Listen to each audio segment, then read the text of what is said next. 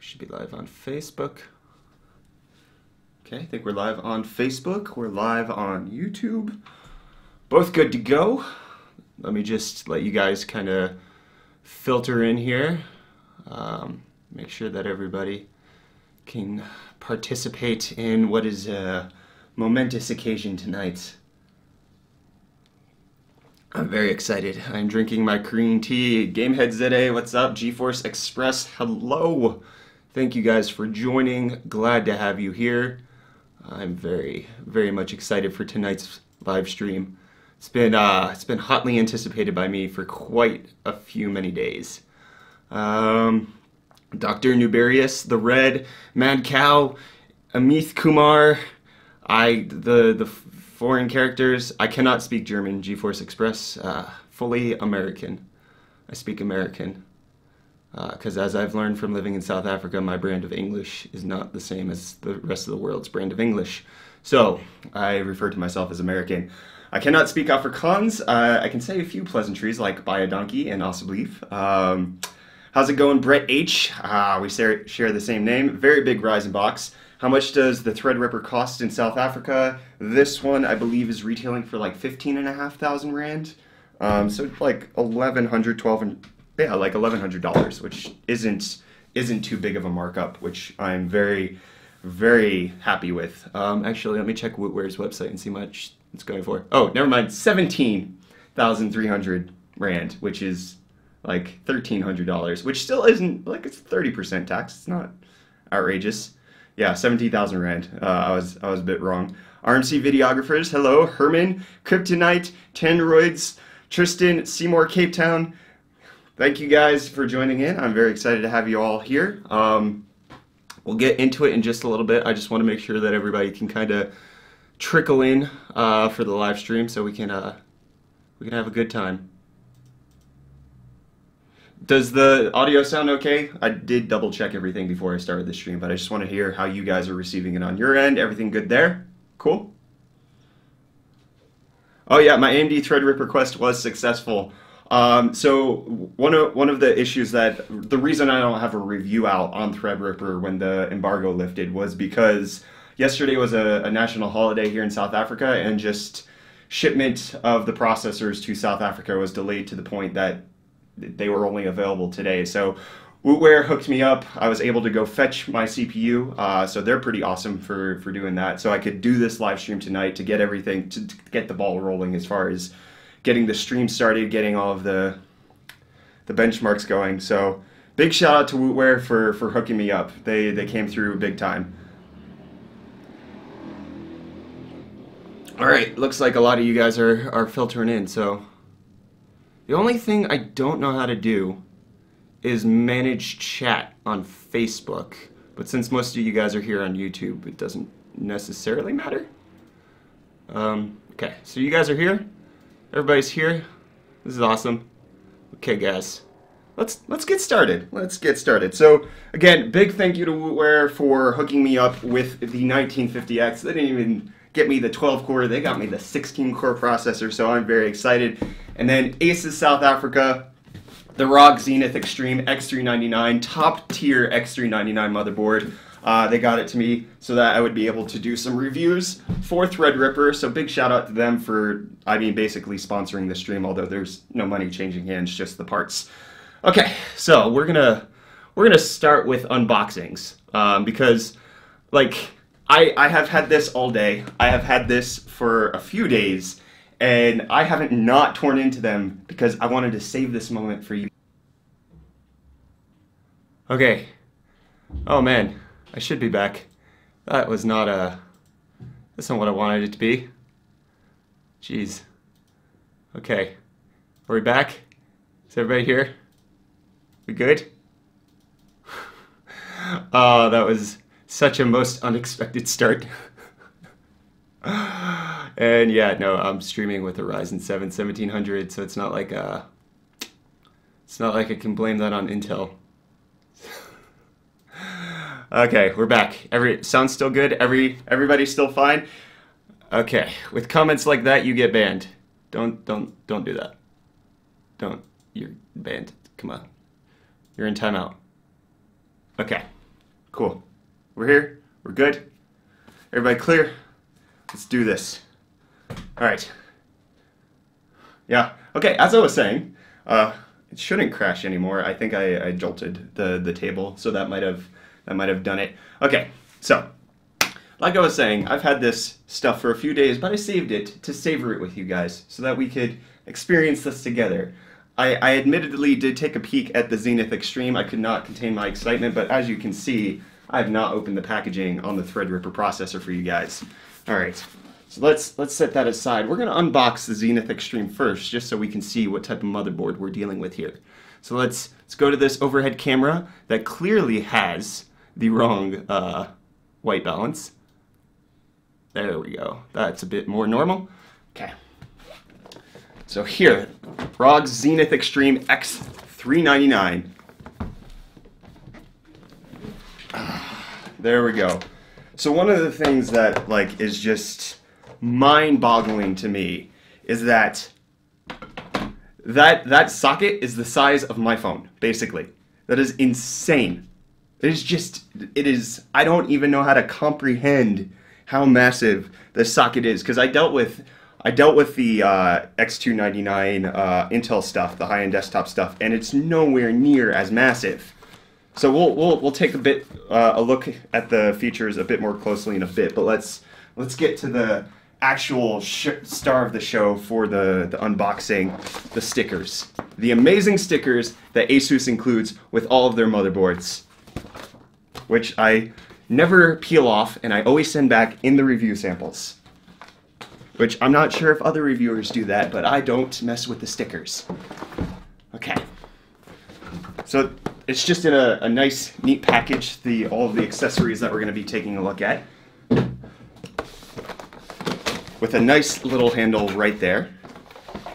Here we go. Alright, let's start with this. This is the 10 gigabit NIC that they include, because there is a gigabit LAN port on the motherboard itself, and there is wireless AC as well as wireless AD, but since this is a $550 motherboard, they also include the highest of high-end accessories, including this 10 gigabit NIC, which is quite beautiful.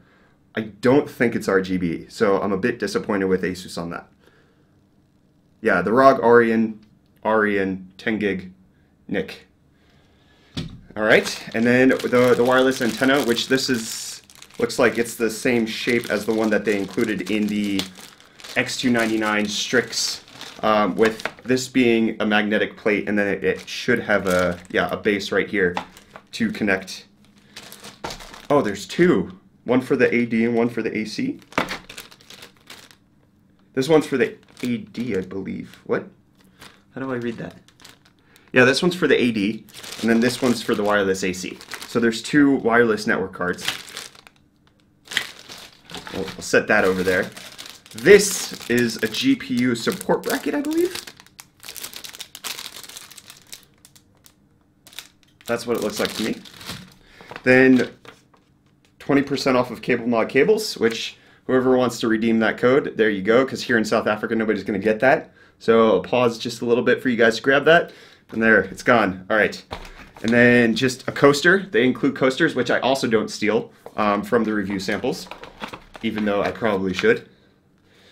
Because, I want ROG stuff to hold on. And then a USB utility, which they also included in the Maximus 9 Extreme. They had a USB instead of a CD, which is very modern of them. All right, then here we have the DIMM.2. So this is for connecting M.2 hard drives to the DIMM.2 slot, which basically looks like a DIMM slot, but then you can connect dual M.2s on either side, so you can get extra NVMe capacity without occupying any of the PCI Express M.2 slots. Although they still use PCI Express lanes, I'm pretty sure. I don't think this connects over the memory standard. Okay, then this is fan extension. That's what I would guess, fan extension. Then we have a bunch of nuts and bolts for M.2 mounting, 3D mounts, all that kind of stuff. High bandwidth bridge, which they have included in most of them, so SLI. What? Ooh, what is this? I have to open this. Is this a four-way? What? This is a four-way SLI bridge. I actually haven't seen one since the 10 series. So it has one connector at the top, two for the second card, one for the third card, and then two for the fourth card. I actually haven't seen that. And then this is, yeah, this is the normal high bandwidth bridge, but then there's a four-way SLI. I'm impressed. That's awesome. ROG badge for your case. This is the individually addressable RGB LED extension, which I actually don't have any of. Then there's 6 SATA cables, and then this is the typical RGB extension. Then this is the fan extension card right here. This is the base for the wireless antenna. This is a 3-way SLI bridge. So you have a 2, 3, and 4-way SLI bridge included. This is the Q-Connect for all of your front panel connectors that go on the motherboard. Another screw set. Temperature probes, which very helpful, especially with the X399 VRM testing. It was nice that they included thermal probes because that allowed me to better understand what was going on. I actually don't know what this is. This looks like it could be an additional accessory to the GPU support bracket. Yeah, this looks like it fits in with this somehow. I can't really tell. So there we go. How is the mining rig going? That's all the accessories. I don't need any of, I probably need the AC wireless connector because I'm not going to get, I don't have an AD router, and then also my router is downstairs, so even if I was on AD, I wouldn't be able to get through the walls and through the floors. So I'll clean this up later. Let's get to the actual good stuff today. Let me put the NIC in the anti-static bag, at least. There we go. How's the mining rig going? I actually don't have a mining rig. I never did. I just had spare GPUs that I was given for review, and that allowed me to just make a few videos on mining. I've dabbled in it, but I don't have a dedicated rig. I use all of my computers. I don't have time to just kind of let them sit idle. And then also with like prepaid electricity here, I found myself not loading my meter, and then like accidentally during the middle of the day, my electricity was going out, and then I wasn't able to do anything else. So I don't like that. Okay. Do I have an M.2 fan? No, I don't have an M.2 fan. Okay, so let's take a look at the motherboard itself.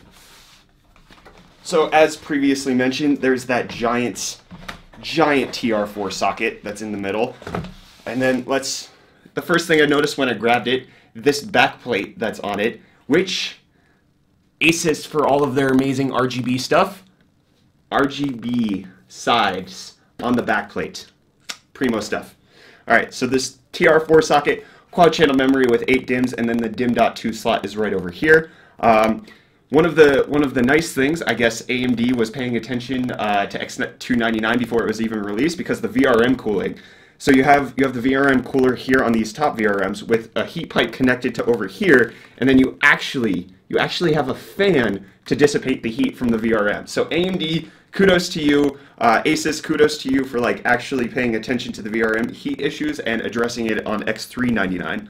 Audio is crackling. Okay, let me address that. I don't want that to be a continuous issue, so let me just check that out for you guys. For a few days, well, and I haven't not torn it. Okay, that's too loud. Let me listen to the audio.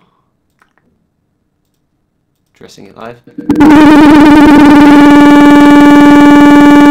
Bad. It's not coming through the headset, that's why. No, set to default. There we go. Let's go to the microphone. Sorry about that, everybody. Okay, let's listen to the microphone. Check. All right, hello. All right, you guys need to let me know when it's good. Let me know when it's good. All right, waiting for you guys. Let me know.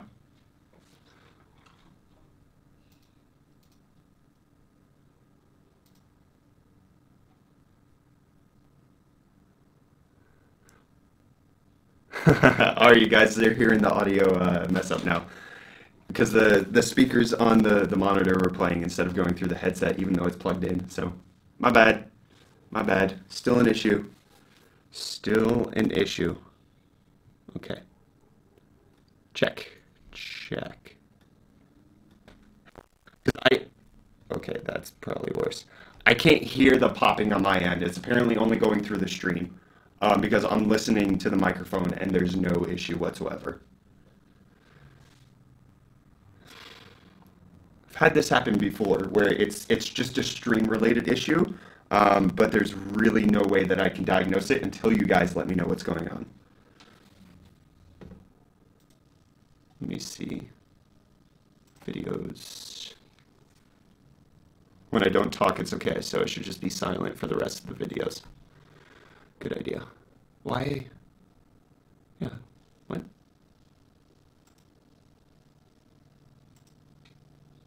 No, that's the wrong video. What's going on here?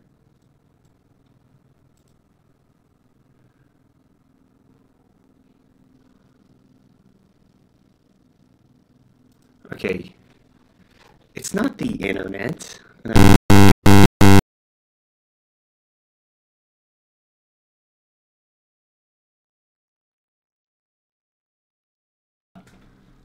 That sounds good to me, but again, I'm not hearing the crackling.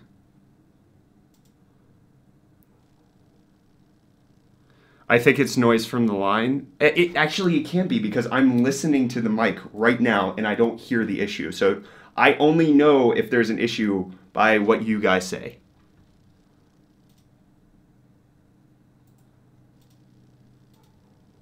It's good now? Everything's good? All right. Oh man. Okay, let's get into it. Here we go. Fantastic. It's not the internet, it's not the microphone. There's something going wrong in between XSplit and the stream itself. Because it sounds perfectly fine on my end. And even in the local recording, there's no popping. Okay. I just need to address one thing quickly.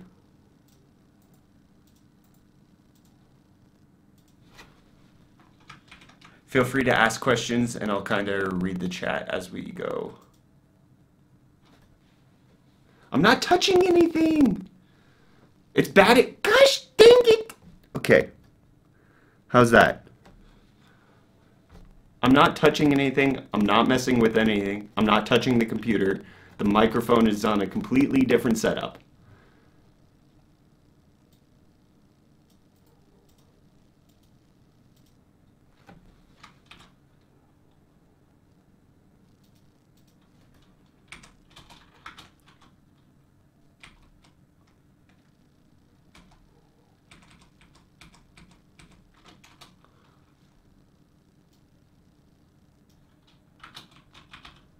Oh my gosh, this is terrible.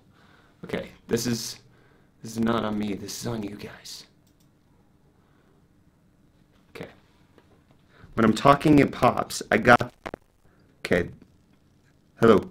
Better. That sounds right. Or worse. That sounded worse. Check. Worse, worse. Hello. That's worse. Check. Worse. That's bad. This is not what I wanted to do on the stream. Oh my goodness.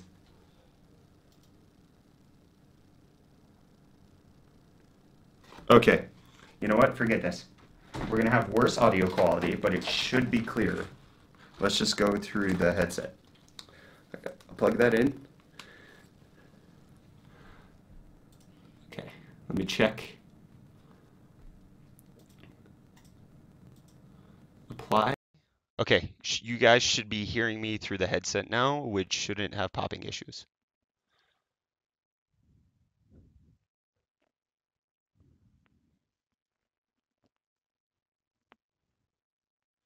Although it should sound worse. Does it sound worse? Okay, different headset. We're on the headset. We're not on the good microphone. I don't know what's going on with that. Everything was crashing. Okay, we're good. The bitrate's not the issue. Streaming's not the issue. I don't know what it actually is. All right, we're here. We're good. Everything. Okay. No more crashing PCs. No more bad audio. Here we go. Let's go ahead and let's look into um, let's look at the motherboard. So we have the RGB in between the back panel and the motherboard. There's no problem fixed. I don't know what's going on. Okay. Anyways, let's get back to the motherboard. I'm going to stop being distracted. Then you have the 4 PCI Express lanes, which the amazing thing about Threadripper is you have 64 PCI Express lanes, which is going to allow you to utilize all of those slots. If you put 4 AMD GPUs in there, that's 4 times, that's 32 PCI Express lanes. You still have half of them left to be able to run. And if you put 3 NVIDIA GPUs in there and they all use 16 times, you're only using 48 PCI Express lanes and you still have 16 left. That is really awesome. Okay, so I'm very excited. I have a few plans coming up with actually utilizing that feature of Threadripper. And then under here, I'm pretty sure, yeah, there's an M.2 connector under here. I'm not gonna take that off right now, but it looks like this has a heat sink for cooling, just like most of the other high-end motherboards. Then you have the 2 8-pin power connectors because it's a 180 watt TDP chip, but reports are it can draw like 400 watts if you're overclocking. So yeah, you definitely need that. Then we have the SATA ports over here. You got 6 of those. You have the USB 3.1. Oh, yeah, that's 3.1 connector right there. And then wait, yeah, USB 3.1 Gen 1 and then USB 3.1 Gen 2 right over here for the front panel connectors. And then there's a second one over here, U.2 over here. Then we have RGB connectors, one with the individually addressable LEDs, one for the normal, and then there's another RGB header up top as well. Then you got water pump connector, water flow connection, safe boot, retry button, slow mode for overclocking if you want to get a good score, fan extension connector right there. Then the start and reset button here, CPU fan, CPU stuff, water block sensor up here for a bits plower or EK monoblock. I think that's like the basics, right? Seems to be the basics.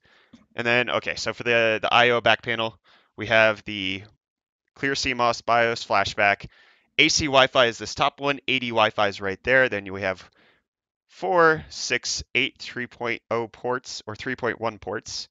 And that's 3.1 Gen 2 Type A, 3.1 Gen 2 Type C, 10 or 1 gigabit LAN jack. And then we also have the I/O on the back for audio, which I believe is color coded, which we'll find out now. So there we go. The board it's actually quite hefty. I don't have a scale and I don't typically weigh the boards as part of the review process. So I don't have I don't consciously measure how heavy a board is when I'm holding it. But I mean it's significant. Like this board is quality. It's just definitely put a lot of R&D into this and it's substantial. Okay, so let's set that to the side. Where did I put the Threadripper CPU? Oh, there it is. Okay. All right. So let's. Oh no! Oh no! Ah! That's what the styrofoam's for. I was messing with you guys. I did that on purpose. I'm sure you guys could tell. All right. Let's unbox Threadripper. Let's get to the main event. This is going to be pretty awesome. Okay. So one of the cool things they did, rip here, not tear here. Let's open that up.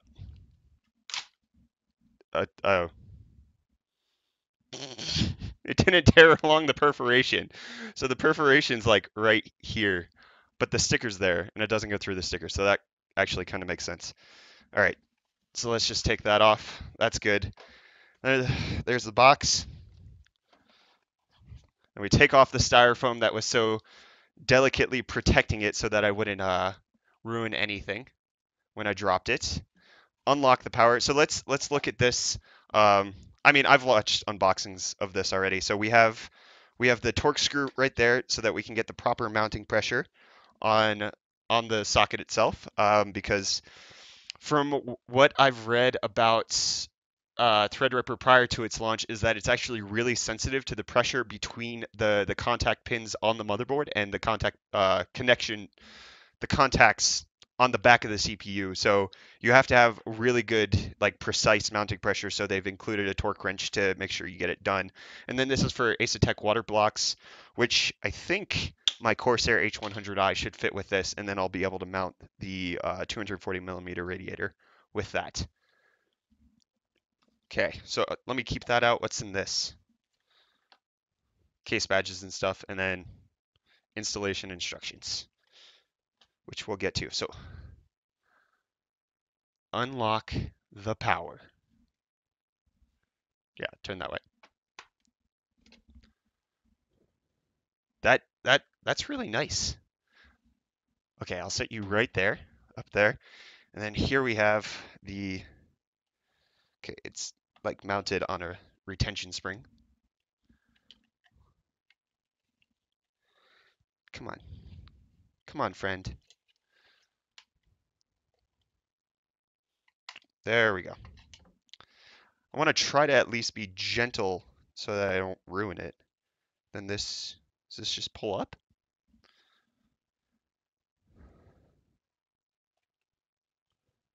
Oh, it's the small things. Okay, there we go.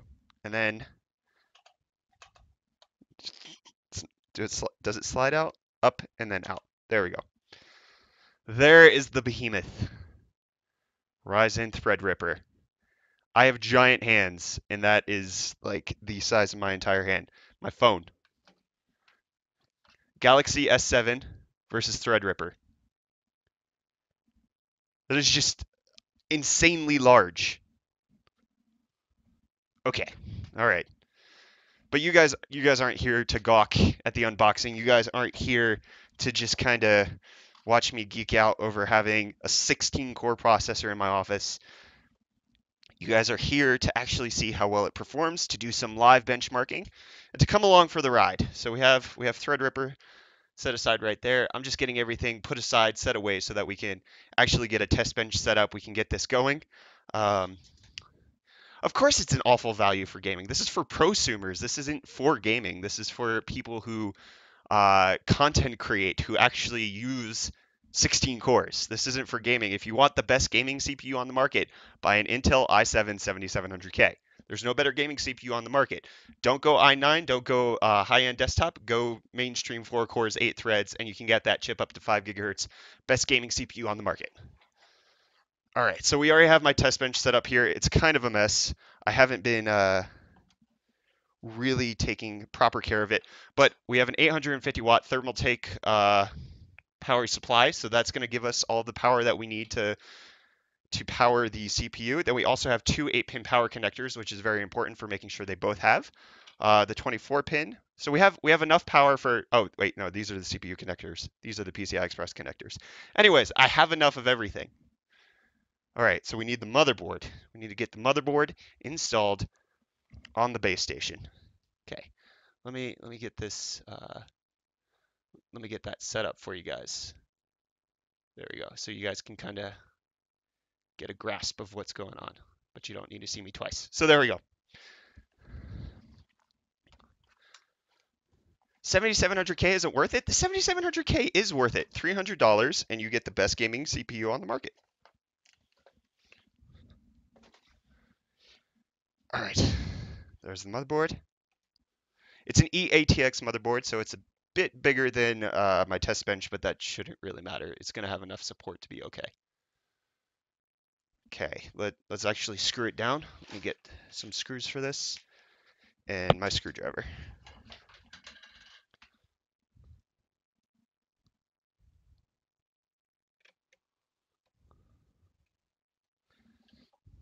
Usually when I'm just testing motherboards, I only mount it at the 4 corners, and then that's good enough for me, honestly.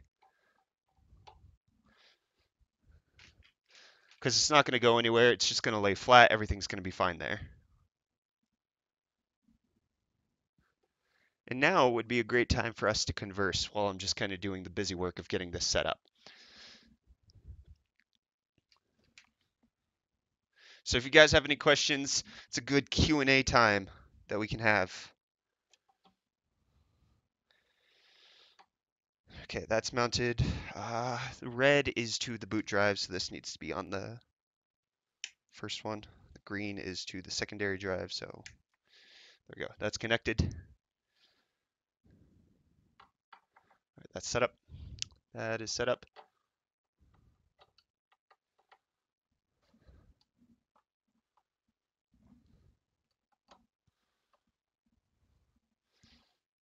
All right, that's good. All right, 24 pin power.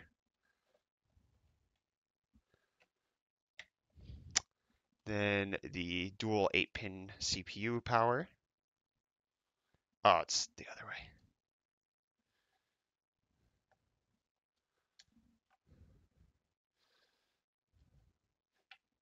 The power supply is not plugged in, so not in danger of doing anything.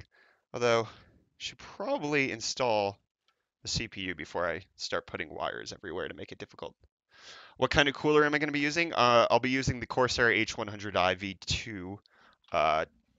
So that should be able to do it. So it's a 240 millimeter AIO. Should keep everything cool. So open 3, 2, 1, and then you close 1, 2, 3. So that's what it says actually here on the socket itself. It gives you the instructions to be able to do that. All right, let's go full screen on this so you guys can see. So open 3, 2, 1. Why is this not stable? Is it sitting on something? Nope, it's wobbly.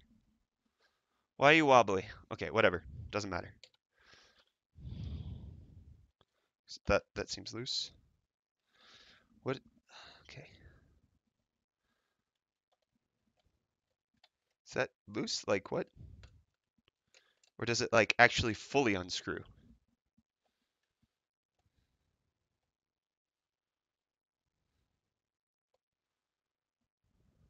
What is going on? It's not even tightening. What? It's already unscrewed? Did somebody already unscrew this? I haven't even touched this. So 3, 2, and 1 were already unscrewed. And or 3 and 2 were already unscrewed. Now there was 1. Okay, then when this retention thing, the slide needs to come up. Okay. So how do we get the slide up? Do I pull on this? Okay, no, that doesn't seem right. Instructions. I don't want to screw up anything on this high level stuff. So I just want to make sure I understand, because you can watch all the tutorials you want, but as soon as you're doing it yourself, you got to make sure you know what you're doing. Okay. It's just these like pins that are right here. I'm not sure if I'm supposed to squeeze them, pull them, and I don't want to ruin anything. I know what all this stuff is.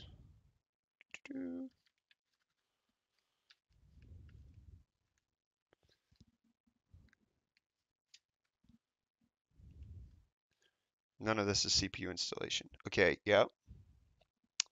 The rail frame, you just pull up. The load plate, the rail frame, the external cap. So I just need to pull up on the rail frame. Okay. It was just a bit more precarious than I thought it would be. Okay, so then this is the, let's go full screen again. So this is where the CPU is going to go, and actually I'll load that in for you guys. We can do this together. Slide that down the rail.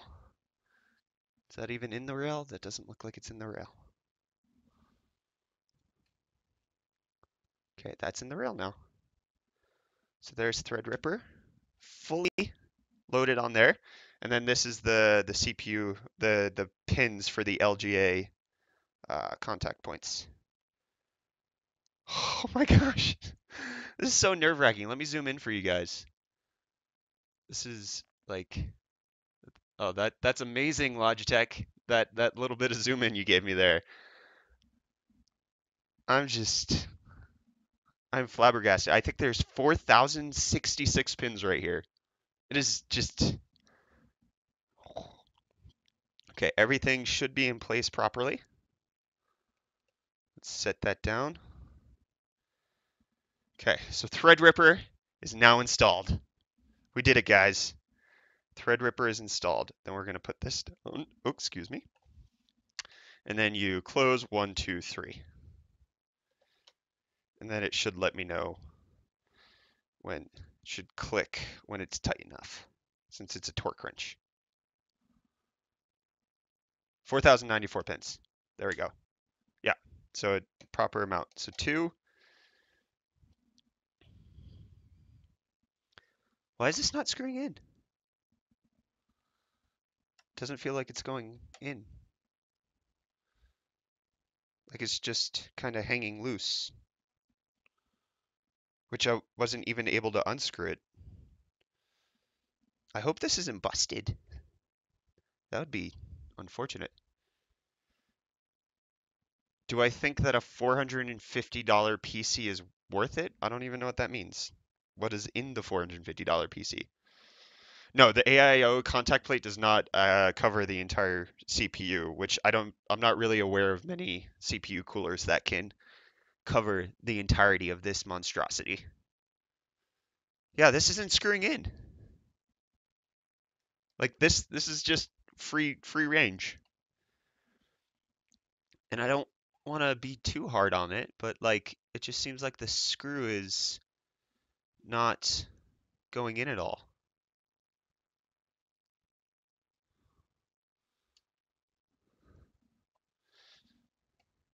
Well, that's unfortunate. What's going on? Yeah, it's just both of these were free spinning. That doesn't seem right.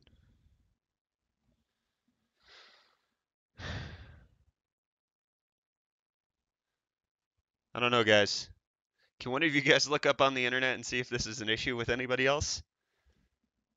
Or if there's some, let me look at the manual. I don't know if there's some dumb trick that I'm not doing, but it was already loose when I tried to unscrew it.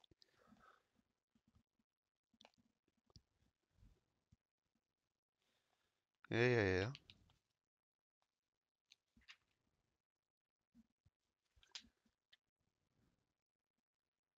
No, I didn't screw them in the correct order because I'm trying to screw them in the correct order, but it won't let me. I tried to unscrew 1, 2, 3, or sorry, 3, 2, 1.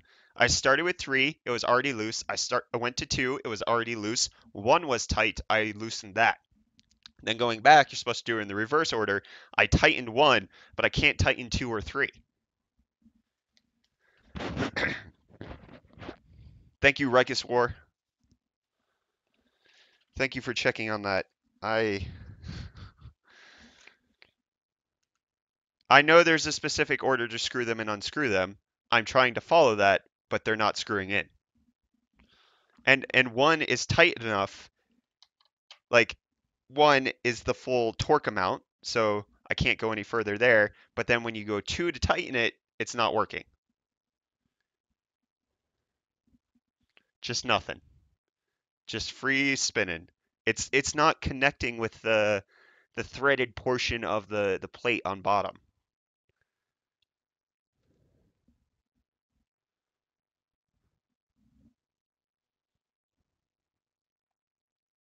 Yeah, it's just a free spinning screw. And I can't tighten 1 anymore. And like I don't want to do it in the wrong order, but 3 also won't screw in either.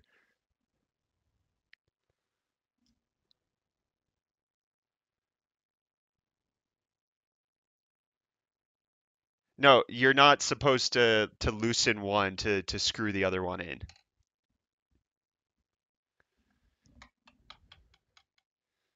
All right, can we stop going over the obvious of there's a specific order? I've got that. I've got that one down. I don't see. Okay, so how would loosening 1 allow me to get better pressure on number 2? Because putting 1 all the way means that the plate is lower to the contact point.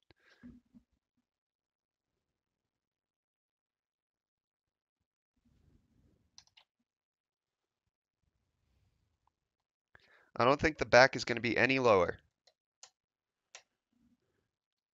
Maybe I'm wrong?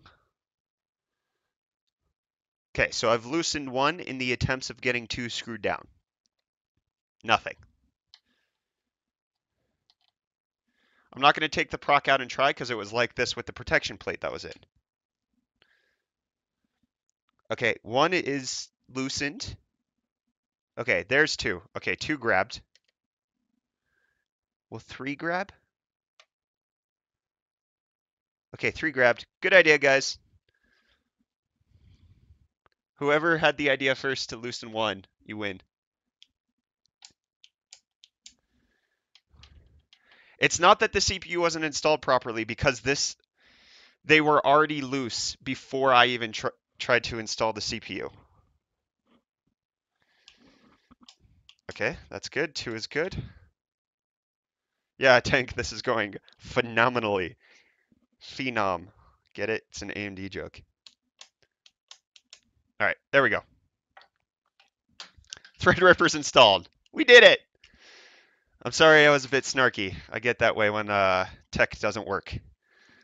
Although that wasn't tech, that was mechanical issue. Anyways, that's good. Power. Let's install the power next. Let's do power next.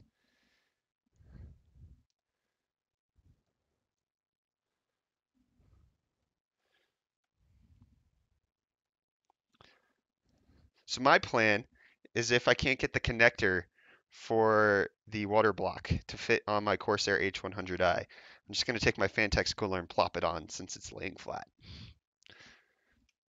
It's not going to allow for overclocking, but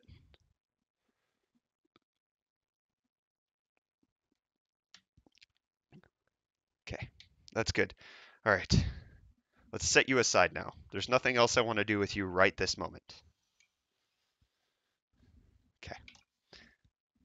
All right, now let's get the Corsair H100i out. And then the mounting bracket for,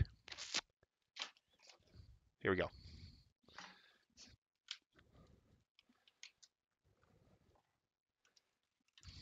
No, don't do that to me. Perfect. Quick, done, easy, simple. There we go. All right, so this H100, but yeah, so let me full screen this for you guys. As you can see, this is the contact plate for the cooler. That's Threadripper. It's going to go over the center. It's going to cover the hottest parts of the CPU, but it's definitely not going to cover all of it. But I don't really have another choice. I don't have a CPU cooler that's really dedicated to that at this moment. Okay. We'll get the CPU cooler installed in just a little bit. Let's get the rest of the test bench set up. Okay, so we need RAM, which Wootware hooking me up with let's move that. Hooking me up with G.Skill Trident Z RGB RAM, so we'll get the full Aura sync going on here. Let's just start with one stick until it boots. And then once it boots, we'll be good. And then we'll install the rest of the RAM. So that's good. Graphics card. So this will be an all AMD build. We have the Strix RX 580. Thank you, ASUS, for sending that over. Oh, I need to move that.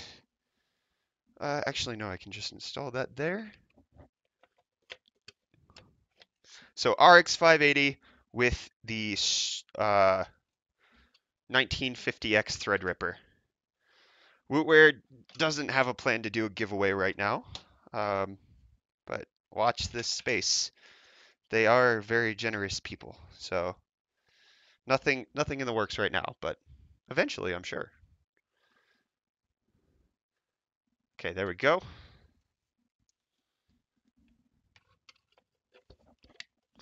That's installed. Let me screw the GPU down.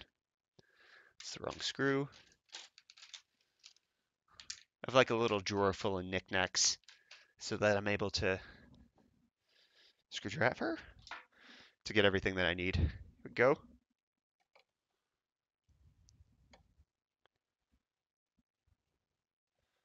right, that's sorted. GPU power. I'm going about this weirdly. I think it's because we're live. My brain's not processing right. I would never I would have already actually CPU cooler, because this is gonna limit like how much I can move my hands. 4 Vega 56 on that board someday. One day. I'm more looking forward to Vega 64 instead of 56, but we'll see.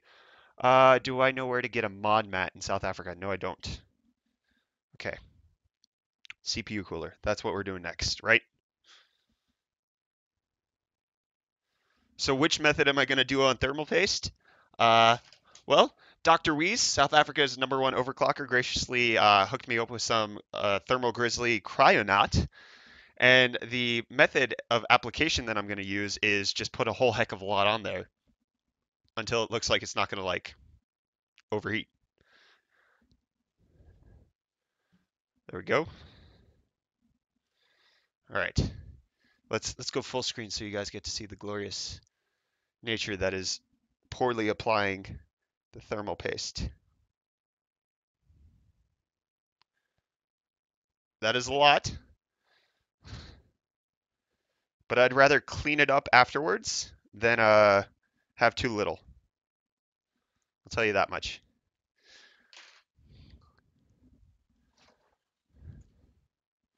All right. Oh, I want to mount it so that the Corsair logo is facing the right way. Need to fix this then.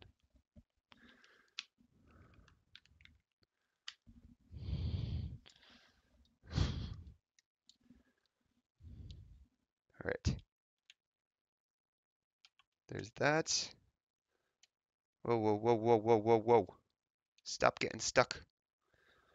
Whoa, how's this? Hold on. Get off of that. Whoa, what am I doing? What? Where's this screw into? Oh, it's upside down. Oh, I didn't notice that. Oh. Okay, so one side is closer together and the other side's further apart. So I actually had it upside down. Uh, there we go. Wait, gosh dang it.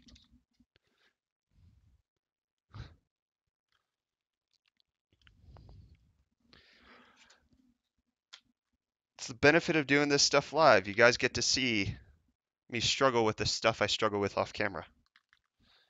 All the freaking time. There we go. That should be closer is up top, further away is on bottom.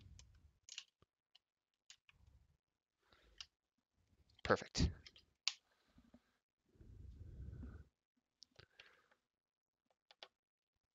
Threadripper and a 580, is that bottlenecked? Yeah, the 580 is bottlenecking Threadripper. Hey, Yusuf, saying AMD is pure crap. You can get on out of here. You can write on leave, my friend. You don't need to be in here with that kind of negativity. I bust out my southern accent when I'm being sarcastic.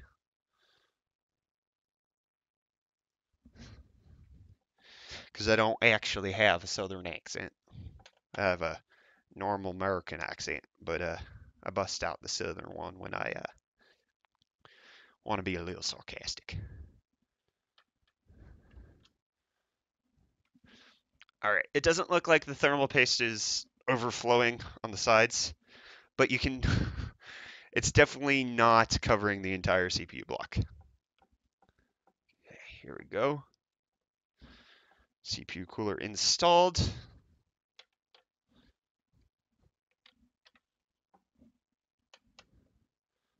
Perfect. Actually, I don't know if it's perfect because I haven't turned it on yet, but that's not the point. That's not what we're here to discuss, folks. All right, let's get the pump set up. Does it have an AIO pump cooler?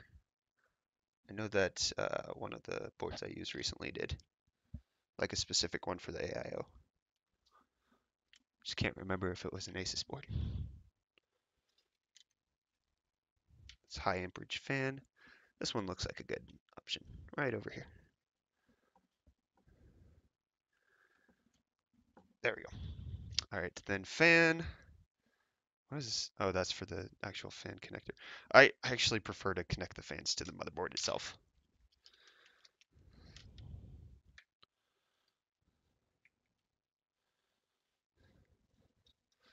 Let's get that's for the RGB, which we're not going to use right now.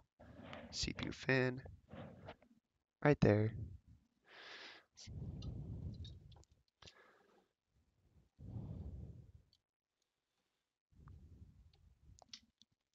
What are my main PC specs? I have a Ryzen 7 1700 CPU with 32 gigabytes of G.Skill Trident Z RGB RAM. And then I don't really have a dedicated graphics card. I just kind of float through whatever review sample I have at the moment.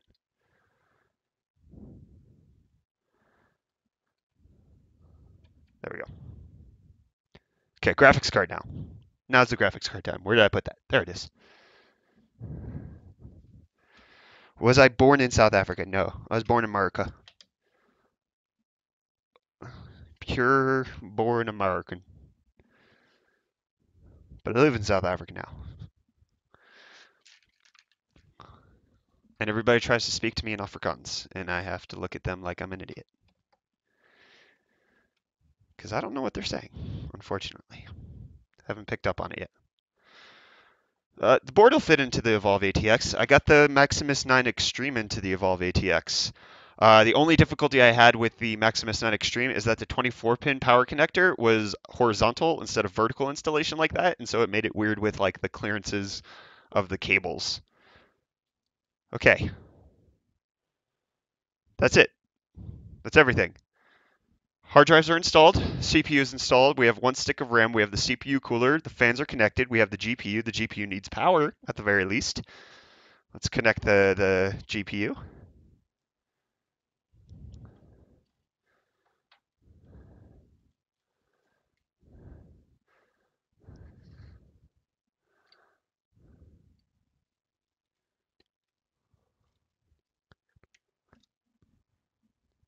That seems perfect. Everything seems fine. All right. Let's how do I want to position this? Because I need to get a mouse and keyboard over here. I don't know. I don't know what I want to do. I'm gonna grab the mouse and keyboard while I think. I didn't think this part through. Stop it! Oh, you're stuck to the chair? How does that happen? I got most stuff accessible prior to the stream, but I guess there's a few things that I just didn't think through. Do I play Counter-Strike? No, I do not. I do not play any competitive game because I am absolute trash at every video game. Okay, that's good.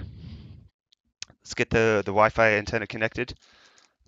Dio Porco? I don't know what that means.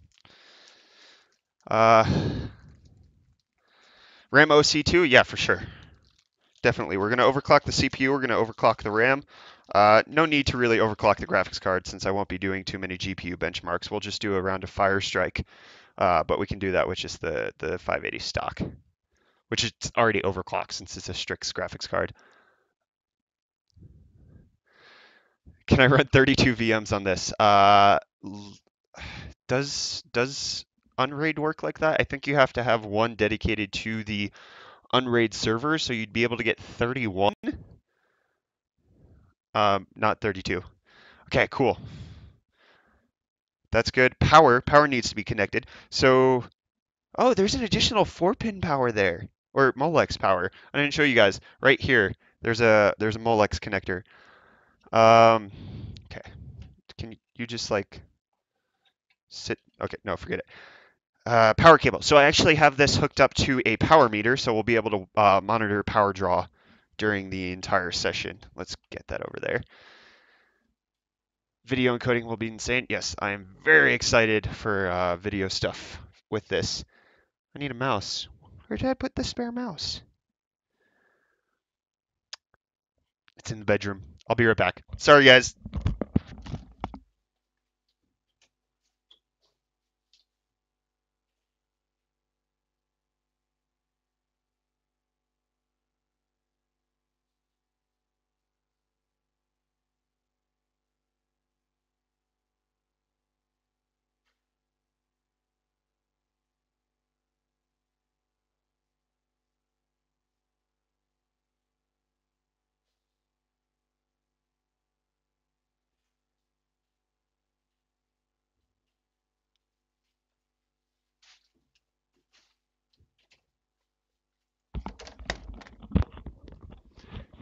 my bad.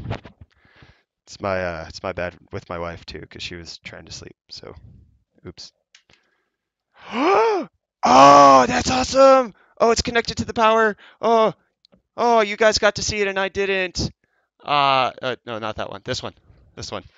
The RGB right here on the Zenith Extreme. And then it's I have to unscrew this. And then yep, definitely the audio LEDs on the backside are illuminated. This is amazing. That is beautiful. Look at that. Can you guys even see the RGB LED? Here, let me set this down. Don't fall on me. Do not fall. I'm going to turn off the lights. You guys need to see this. Look. Oh, man. Oh, I'm geeking out so hard over this RGB. There we go. Look at that. Oh, that's amazing. Oh, it's so gorgeous.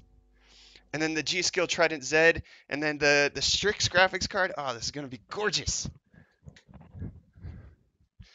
Because you can't have a fast PC if it doesn't look good too. Although, given how my my test bench is set up, I'm not necessarily the biggest enthusiast on making sure everything's neat and tidy. And before it falls, no, I don't drop my stuff on camera. I drop it off camera. Shout out from Gmax and Tiny G&T streams. Oh yeah, oh yeah. Gmax and Tiny, it's your boys. Unfortunately, I can't be watching them tonight because I have some thread ripping business to do. Ashley, feel free to drop a link to their stream in the chat. It's totally okay. They're playing some Dota tonight. Okay.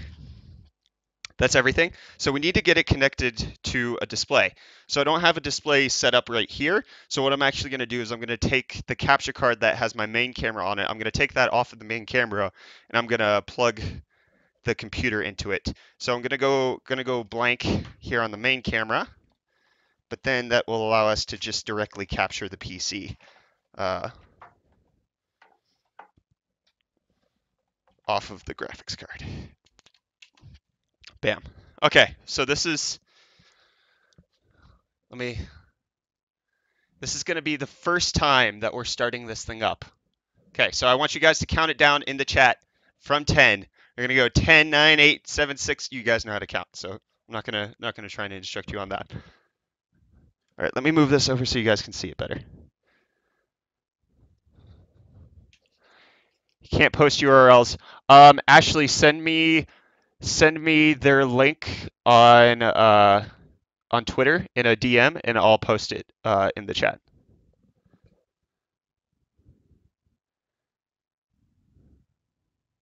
You guys need to count down. Okay, 13. Guys, come on. This is terrible. You guys are. Oh my gosh. 7, 6, 5, 13, 10, shifty 5, 9, 6, 5, 4, 8, 4, 7, 14, 4, 22, 6, lolcol, 3, 5, 3, 3, 1, 3, go, 1, 1, 2, 1, 0, 1, 42, 1, 0, lift off, lol, 1, go, -1, 41, 27. Okay, now it's done. Okay. Right, everything's going. Everything's going. Let's switch over to... Oh, that's loud. Wait, do I not have one of the fans connected? Oh, I guess it must have come off. All right. It doesn't have an indicator LED for error codes. Okay, CPU just got a light for being good to go. So you can see there's postcode LEDs right there. Yes! In the BIOS, first try. Woo! Oh, I can't read that. I have to move this. New CPU installed. That's good. CPU fan speed error. Yeah, that's my bad. This top fan isn't connected for whatever reason. There we go. Ensure that the CPU fan is properly installed. Yep. Okay. There we go. You get okay. We did it. So let me. You guys don't need to see the system that much anymore. You can look at me if you guys want to. Whoa, this is not set up right. I'll fix this. I'll fix my camera in just a second. Okay, so let's. That is loud. Why are they running so fast? Okay, let's go to the fan. That's F6. Okay, no PWM, please. Not DC. Okay, let's. Can we go silent for right now? I don't. The mouse isn't working the greatest. Let's go. Yeah, standard's fine. Chassis fan 2. It's good. High amp fan. Okay, let's go PWM on everything. Okay, that should be good. I actually can't see the entire BIOS because my giant head's in the way. Okay. All right. Here we go, guys. Ryzen Threadripper 1950X. Speed 3.4 gigahertz. We have 8 gigabytes of DDR4 memory. 2133. We haven't gotten to overclocking yet. We'll get to overclocking. Let's wait. That was the advanced BIOS. Here we go. Overclocking presets. We have all of this good stuff. That's amazing. Whoa, it's loading slow. Okay.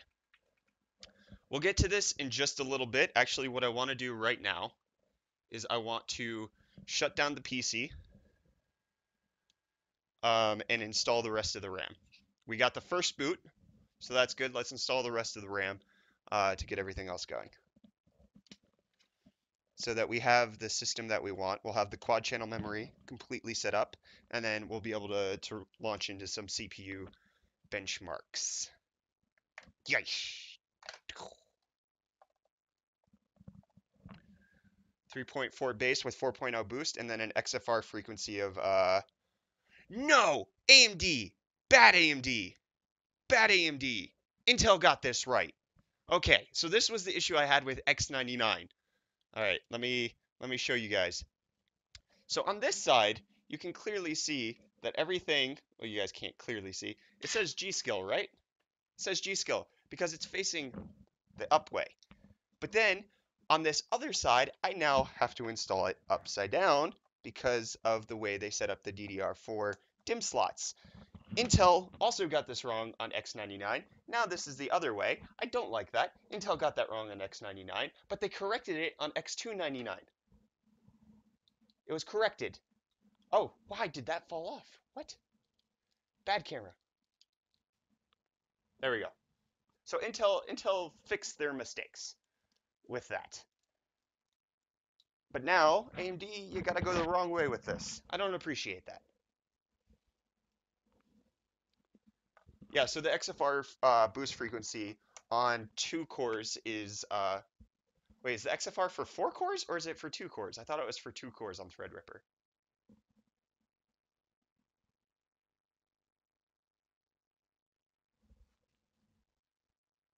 Okay. Anyways, we've got the RAM installed.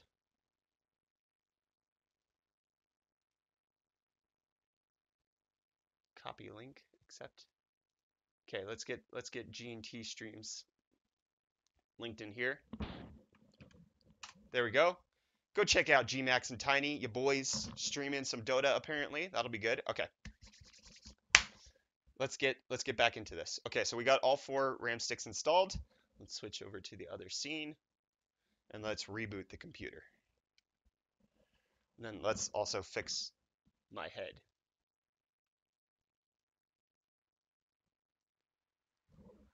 There you go.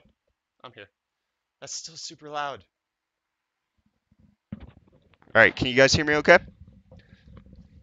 All right. So the first rule of overclocking, as I've learned, is you want to make sure that you just check everything out at stock first. So let's boot into Windows. Let's get all of that sorted. Make sure that's good. How long will this session last? I want no disk checking. Don't. Bad. Although that might have been necessary. This session will last for we're just going to do some stock benchmarks, and then we're also going to do some overclocking benchmarks. So as long as that takes, I'm excited.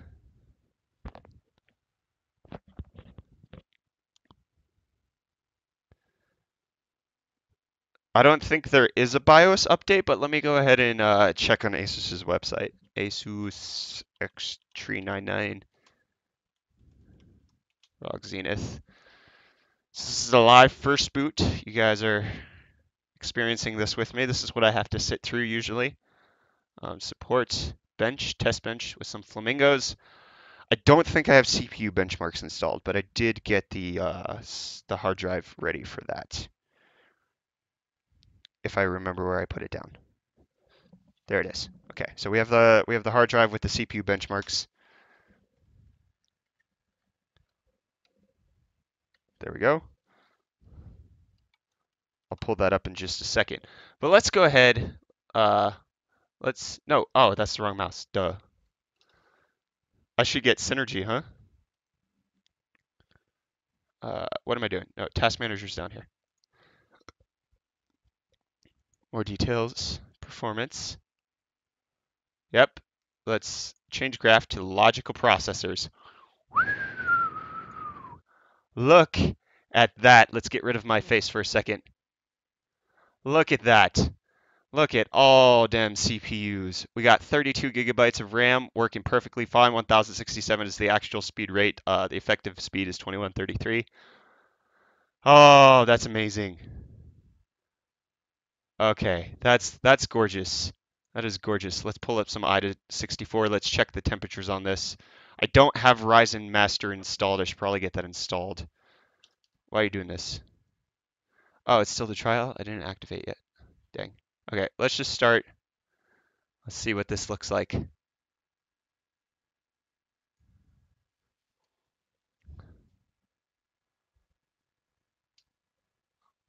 Oh, that's 100% usage.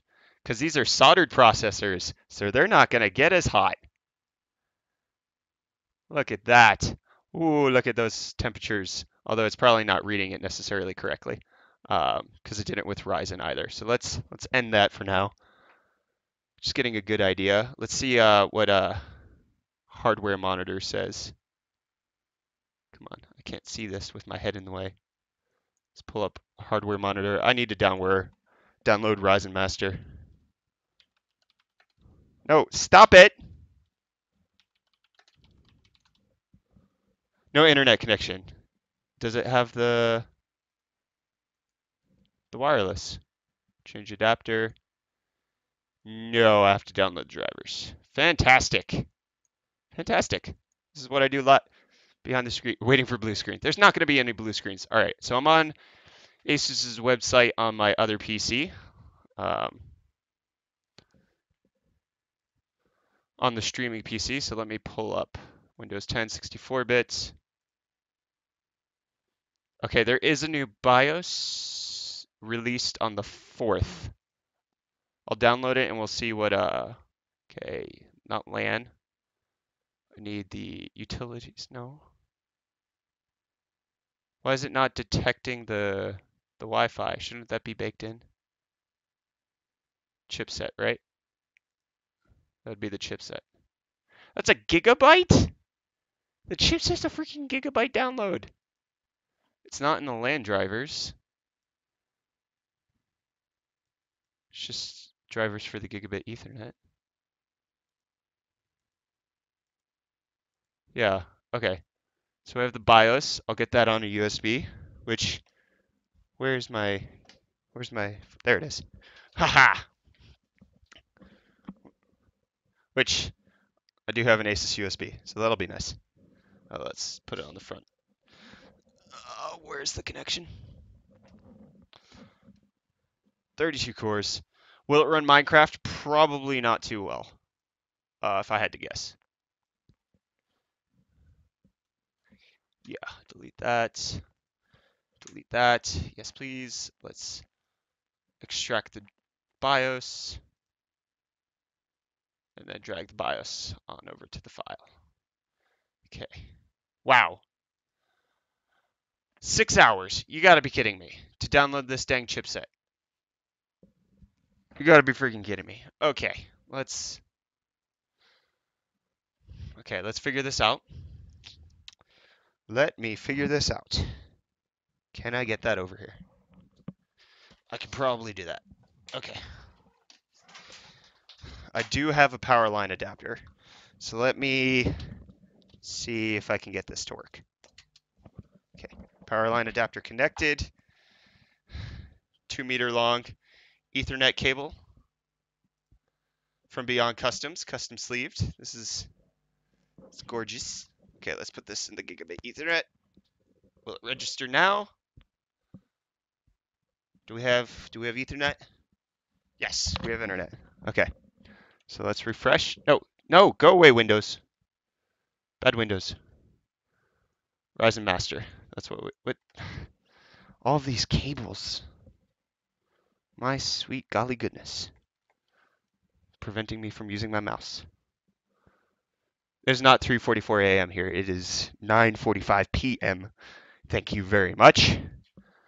Okay.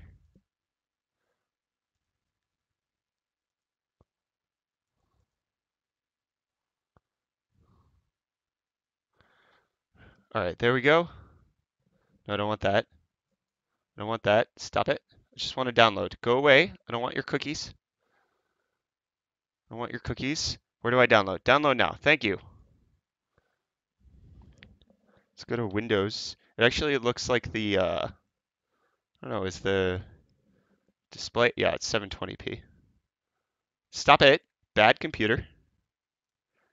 Why are you doing this to me? There we go. Oh, that doesn't look good.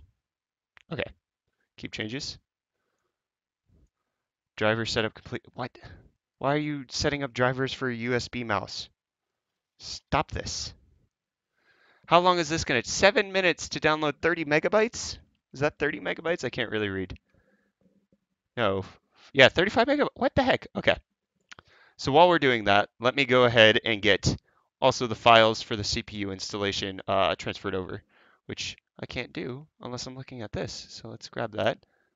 Let's grab that. Where's benchmarking software?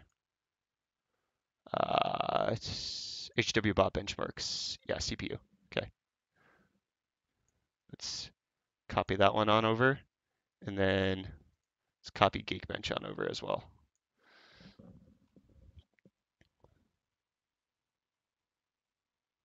I'm missing all these sponsor logos in the background. What? What sponsor logos? Beyond is South Africa's cable mods. Yes, Beyond Customs is basically South Africa's cable mods.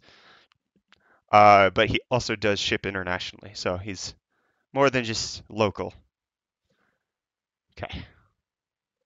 This is wonderful. Let's keep going.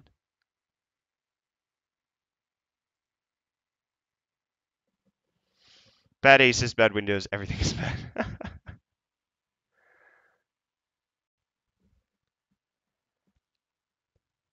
All right, while we're waiting, guys, drop some questions in the chat so we can just make use of this time where transfers and downloads need to happen here. Want to see that the RX 580 is properly installed. What the heck? Why is this so massive? What the heck?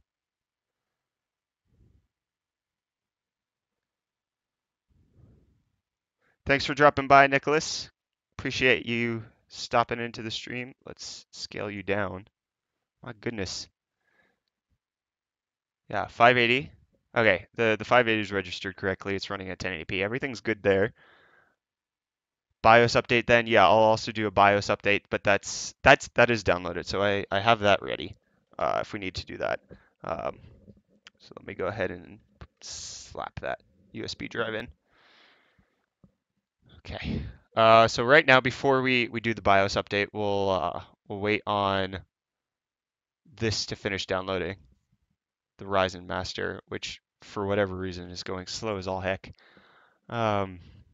What internet and ISP are you on if it's downloading so slow? I'm on Web Africa, and I have their 100 meg down, 50 meg up package. Let's install this in the meantime. So it technically shouldn't be going that slow. I think it's just the connection to AMD servers rather than the actual internet speed itself. What else? How heavy is the Threadripper? I mean, twice the weight of an Intel processor because it's 2 CPUs and it's physically massive. It's insane. Thanks, Nicholas. Cheers, dude. What do I think at Trump? I don't want to get into politics here. Not at all. Not even going to give you a hint. My screen is upscaled. Oh, that's true. Yeah, it is upscaled. You're right. You're right. It's the small things, but it's also like it's also small on my monitor because I'm running a 21:9 monitor and it's only like the bottom right hand portion of the screen. Hey Gmax, what's up? Thanks for dropping by. Of course, I gotta show you guys love. The OG South African streamers. I can't just take over for you guys on a night where you're streaming and not shout you guys out. That'd be rude. Do I live in South Africa? Yeah, I live in South Africa. Um,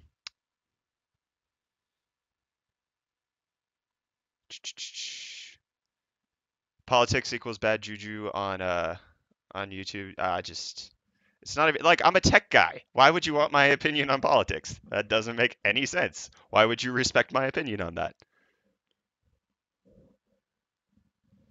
Internet here isn't that bad. Actually, so I am moving. I'm moving into a little bit further north.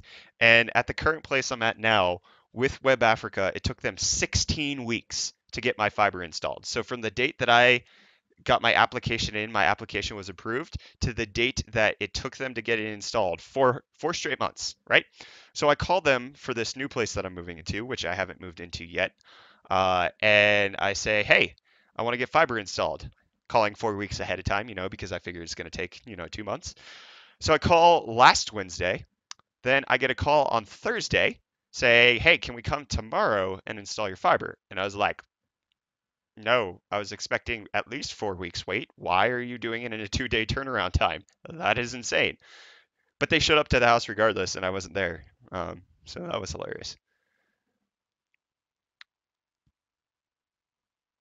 What else we got, guys? What else? Keep me going with the stream chat. Let me make sure Steam's cool.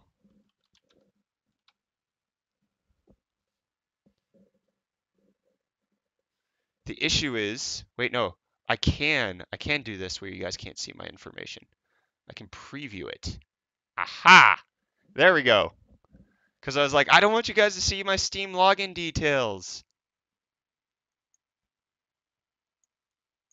And I was trying to think of a way to like sneakily prevent you guys from seeing it.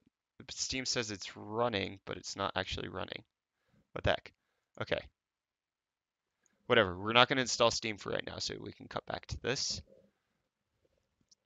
Yeah, let's install Ryzen. Have I met Linus? No, which, like, I've been to Computex twice, and I have been in the presence of Paul. I've been in the presence of Kyle. I met Jay's 2 cents on the first day of Computex this year. Gamers Nexus, I've been around. And, like, yeah, I have not seen Linus or Luke at Computex at all, even though we've, like, been in the same room together at the same time. I just never got around to seeing them somehow, and it's frustrated me. It has hurt my soul that I have not met this man. Because I mean, honestly, he is like the basic inspiration for my YouTube channel. It's like impossible to deny his influence on me and my presentation style and the direction that I've taken with my channel and how I want to do everything. Okay, that's really small. I can't read that right now. I'm not going to use that to overclock. I just wanted to have it installed so that we can kind of see what's going on with it. Okay, that looks good. Sorry guys to get my head so far up your camera. Okay, let's restart. Let's get that BIOS updated. What's my download and upload with Web Africa? It's 100 down, 50 up, which is what they have on OpenServe, which is Telcom. So Telcom is the one who owns the line, and then Web Africa rents the line. So it's 50, 100 down, 50 up. I can't get 100, unfortunately. How I normally bench, what's my routine, and how do you bench Threadripper to really see its limits? I keep going until it dies. Yeah, you can hear I'm not South African. I do not have a South African accent at all. I have American English. I speak American. Let's get into the BIOS. Let's get into the BIOS. Come on, get into the BIOS. Please BIOS. Am I from the US or is I wasn't born in South Africa. I moved here 2 years ago. It's been over 2 years. So I've been in South Africa for a while. Okay, tool. No, the flash utility, right? Wait, what BIOS am I on right now? I can't see with my giant head in the way. Wait, where's the BIOS indicated? Where's the BIOS revision? Where on this dang screen is that BIOS revision? Is it if I get out of advanced? What is going on? Why is it? Where's the?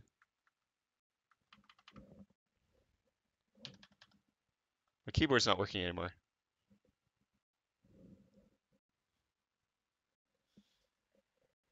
Okay, first reset. Just not patient enough, I guess. I don't know. Questions, guys. Stream is choppy for you. It randomly hangs. Sorry about that, guys. It says it's good on my end. It doesn't. I'm not dropping frames at all. Come on. Yeah, I'm not dropping frames. I'm sorry, guys.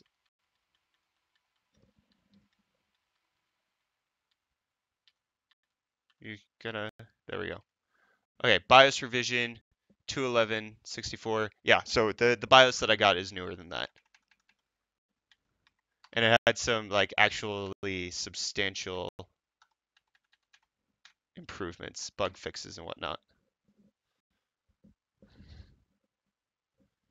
All right, hit yes. Yes. Do I play Counter-Strike? No, I don't, because I suck at every competitive game. Serious buffering. I'm sorry, guys. My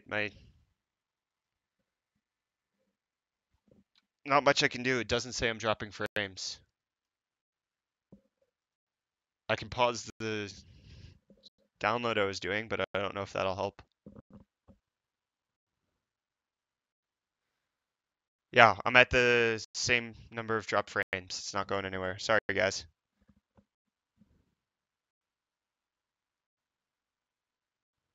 FS1 and FS2 is in RAID 0? No. Oh, no. So I have a 2 terabyte internal 3.5-inch drive, and then I have a 2 terabyte external drive. So they just look the same size, not the same setup. I don't use OBS. I use XSplit, but yeah, I'm not dropping frames. Sorry, guys.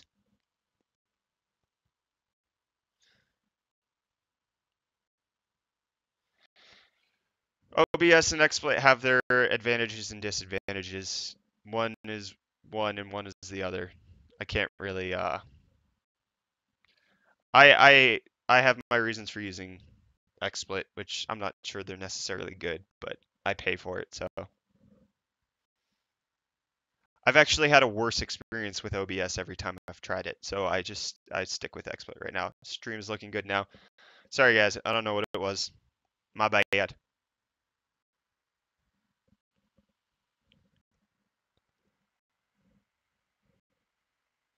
So I just need to get a hold of Ryzen 3 because I've had Ryzen 5 1600, I have Ryzen 7 1700, now I have Ryzen Threadripper. I need a Ryzen 3 1200. I think that would be good.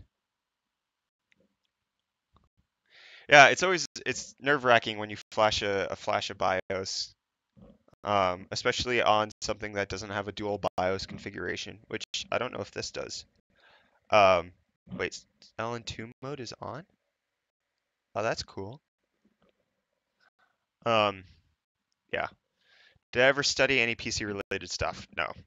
This was just a hobby for me. So I actually started when we were moving to South Africa. I built my first mini ITX PC because I wanted to be be small enough to fit in my suitcase to bring it with. And then I found out that the case I bought was not small enough to fit in my suitcase. And two, the airline I was traveling with was not going to allow me to check my my computer. For whatever reason. They don't allow check computers. So I did a video on that build because nobody really had a build guide on the Silverstone RVZ01 Raven case at the time. And so I did that video with the help of my wife, who was the camera lady for me. And I just did it for fun. Because I was watching Linus, I was watching all of these shows, and I was just like, I could do that. So I did it, and then that video has like 14,000 views, 12,000, somewhere around there. It's above 10. So the first video I ever did has that much. And then once we moved to South Africa, I just kind of needed a hobby that connected me back to America, and so just started making tech reviews on whatever I had in my office. And then when I had 17 subscribers, I sent an email to Wootware saying, "Hey guys, would you be willing to sponsor me?" And they're like, "We could try." And then yeah, like the relationship just built from there. They were willing to take a chance on a complete noob. BIOS is done, and it's been a wild ride, great relationship ever since. And then yeah, like Wootware is basically the start of my channel going anywhere substantial, since they were willing to provide me with hardware. And then ASUS got on board, started sending me review samples, and like now I have X399 and Threadripper, and I'm benchmarking it on launch day, which like I can't afford this, so it's like amazing. I went on a tangent there. All right, let's get into the BIOS. What for a 1080 is the best graphics card? Whichever one you can afford. BIOS is updating LED firmware? What? The LED firmware has to be updated. That's interesting.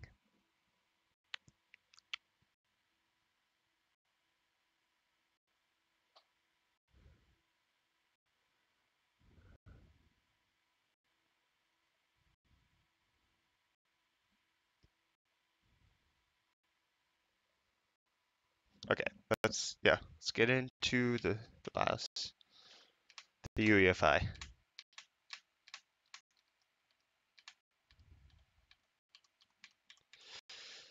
BIOS is updating. Okay, sure. You keep doing your thing, Zenith. I'm not going to question you. I don't know. Screw this up. Okay, shut down. I assume that's normal. Should be normal.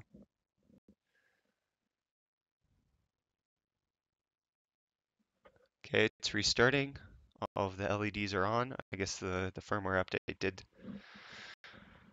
BIOS firmwares usually just take a while. Not much you can do about it.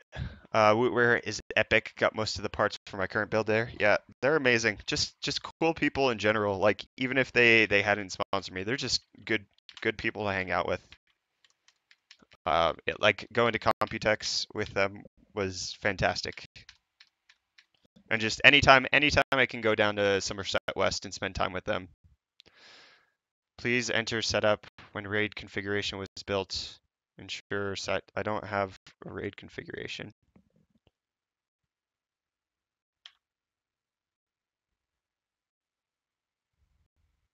I'm concerned. Okay, the BIOS is updated to the new revision. Okay, everything's. You know what? ROG effects. Onboard LED enabled or disabled. Is that it? Okay. Entire LED subsection or BIOS subsection for that. Yeah. Let's launch. American Accent got the sponsors. I don't know about that. I've heard that quite often. But what can I do? I am an American living in South Africa. I do like to engage my South African audience. So like, yeah, I want South African people working with me. There's not much I can do about that. I sound American, whatever. I still try to bring up South Africa as much as possible. Carbonite is also the go-to place if you want a secondhand. Yeah, for sure. That's where I've sold most of like the old review stock I have, or anything that I don't want to really keep around. I sell it on Carbonite for sure. It is nice that Wootware is near Cape Town. Yeah, It's nice. Worst recent mess up when working on PCs. I haven't had a recent mess up. Like I've just had motherboards that have gone bad on me. Uh, Actually, none of them ASUS, so that's good. Um, but yeah, I've just had motherboards that refuse to like cooperate with whatever is going on. And then there's that G-Skill RAM issue that was happening a few weeks ago that I did a video on, which was frustrating as all heck. And then the worst one, the worst, I actually broke a Strix 1070. I didn't break the card. Um, it I had it in my system and I was benchmarking it, and then I decided, okay, you know what? I'm gonna set the fan speed to 100%. But apparently there was something that was like touching the fan blade, and so as soon as I sent it to 100%, the torque caused the fan blade to snap completely off, and so I had a gimped 1070. But luckily I had done all of most of the major benchmarks at that point. Okay, let's get into the benchmarks. Okay, let's pull up Task Manager. Shut up. Go away. I don't want your stupid nonsense. Let's pull up Cinebench. Let's get this going. Ooh, 3.6 gigahertz. Ooh, that's glorious. Look at that. Okay, accept. Cool. Oh, this is gonna be amazing. Let's look at this, guys. All right, let's put this on the left side. Why aren't you snapping? Snap to the left. What the heck? Okay, Cinebench. Don't want to comply with my usual hotkeys. Right, will you just not get smaller? What are you doing? What the freaking what? Okay, whatever. Run. I don't need to see that that is a lot of processing happening at once. Oh man, this is amazing.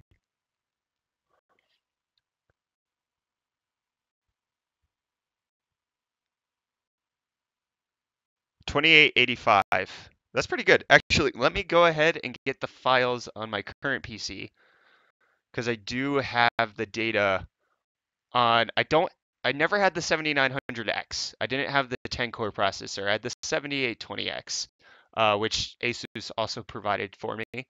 Um, where's the file? There it is.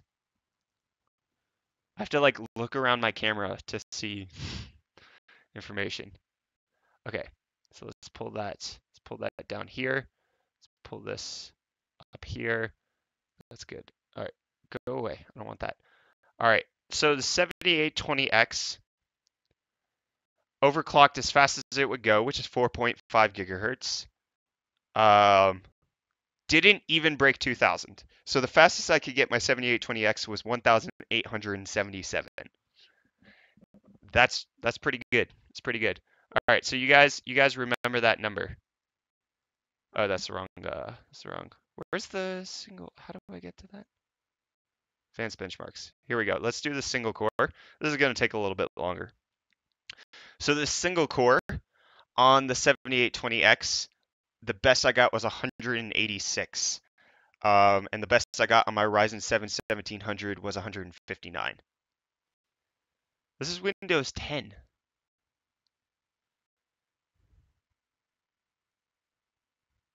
Here we go. This is gonna this is gonna be brutally slow. Sorry guys. Sorry everyone.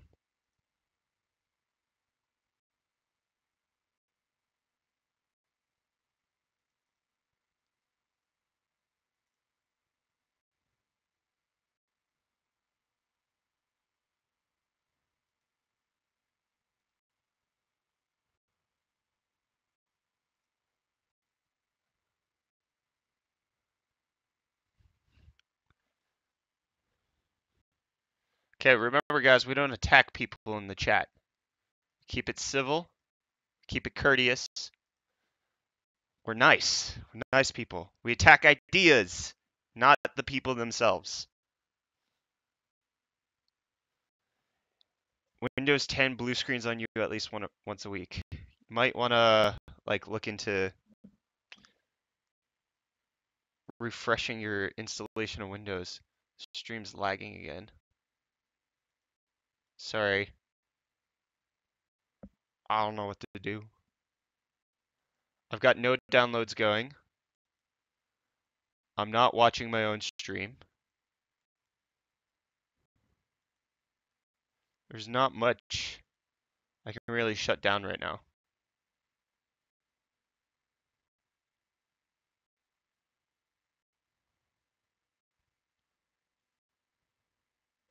Sorry, guys.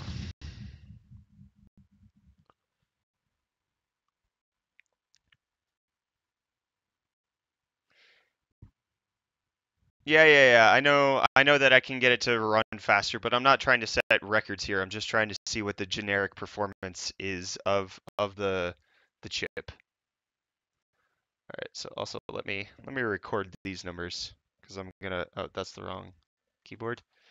Gosh dang it. 2885. No, it has nothing to do with how long your Windows has been installed. It has to do with like what you've installed and whether there's any registry corruptions or anything like that that could have happened in that 6 month time.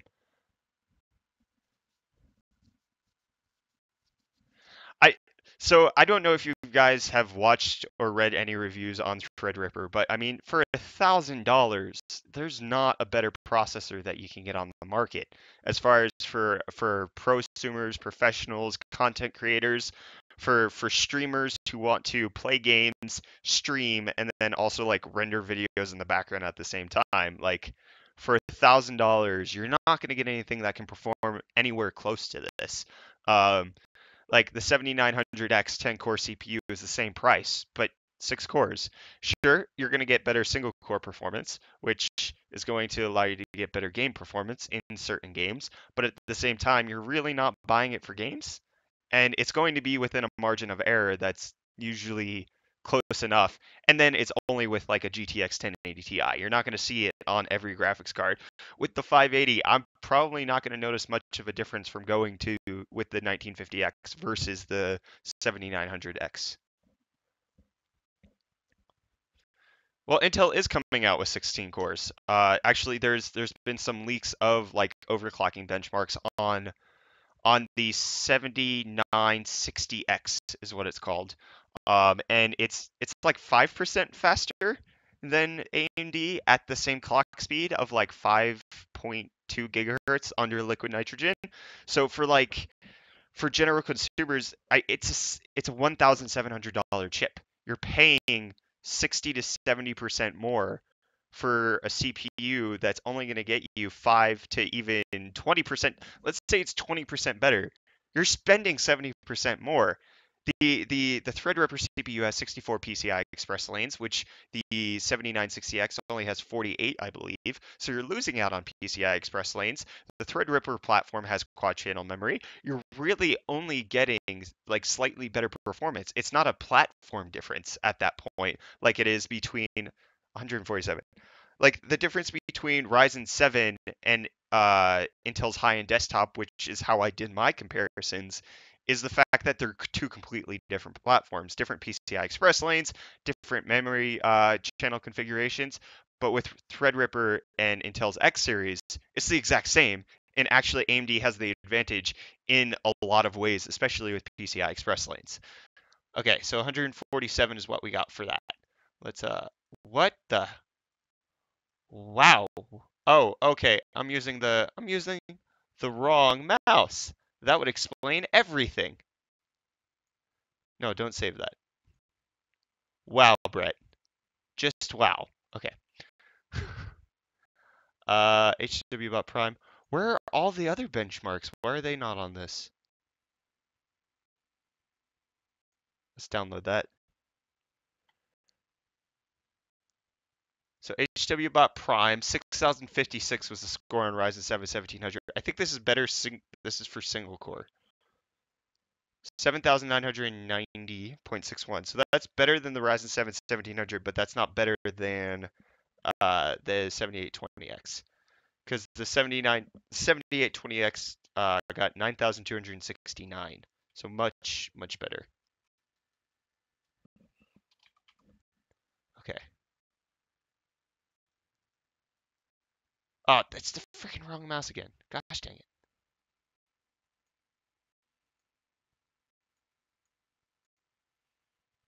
CPU benchmarks. Why do I keep exiting out of that? HW about prime. Let's do W prime. Right, you have to run that as administrator.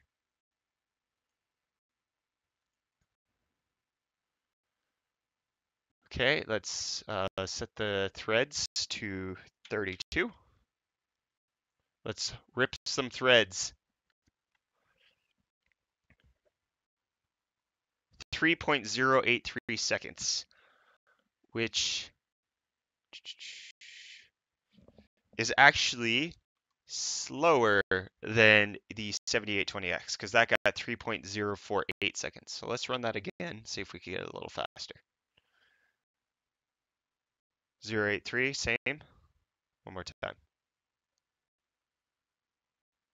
083. Okay, that's not gonna get much faster. Okay, let's do Geekbench now. Wait, I did install it. I have to, yes. Yeah, I did install it. There we go.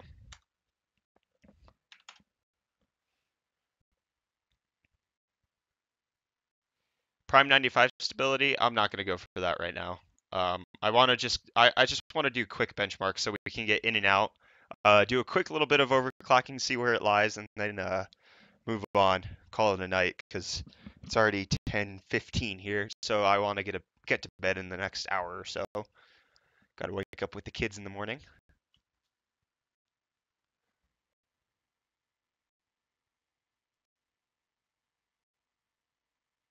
Thanks, A3XM. I really appreciate that. Do appreciate when I have an audience that likes to watch my videos. I know it's been a little bit, but actually moving has kind of put a halt to my video production schedule, which has sucked. Because I haven't put out a video since freaking when I did the giveaway, which was July 19th, and it's already August 10th. Nearly a month. But I'm working on things to get a better release schedule, to be able to put out videos more consistently, which I know is basically all YouTubers say that, except for the ones that have the daily schedule down pat.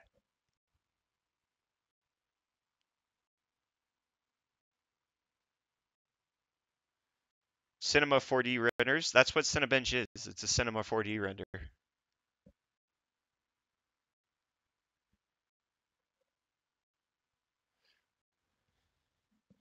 Do I have the CPU benchmarks on this PC?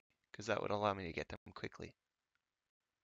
Desktop, HW bot benchmark, CPU.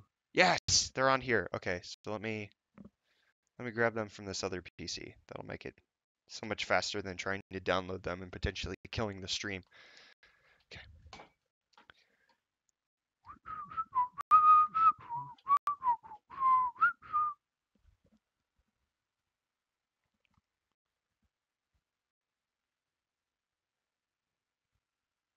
Okay, so X265, Super Pi, then PiFast. Let's copy those.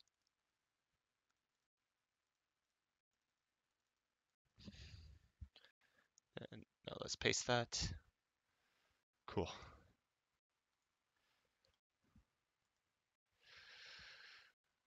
Quality is better than quantity? No, that's not true. Not on YouTube.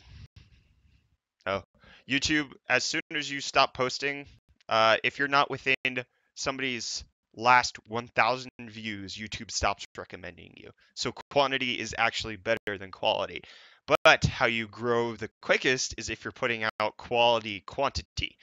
That's the trade-off that you have to make. So like it's the difficult process of, do I put this video out at 70% to just make sure I have a video out, or do I put this video out at 100% and I don't get it out for a few weeks?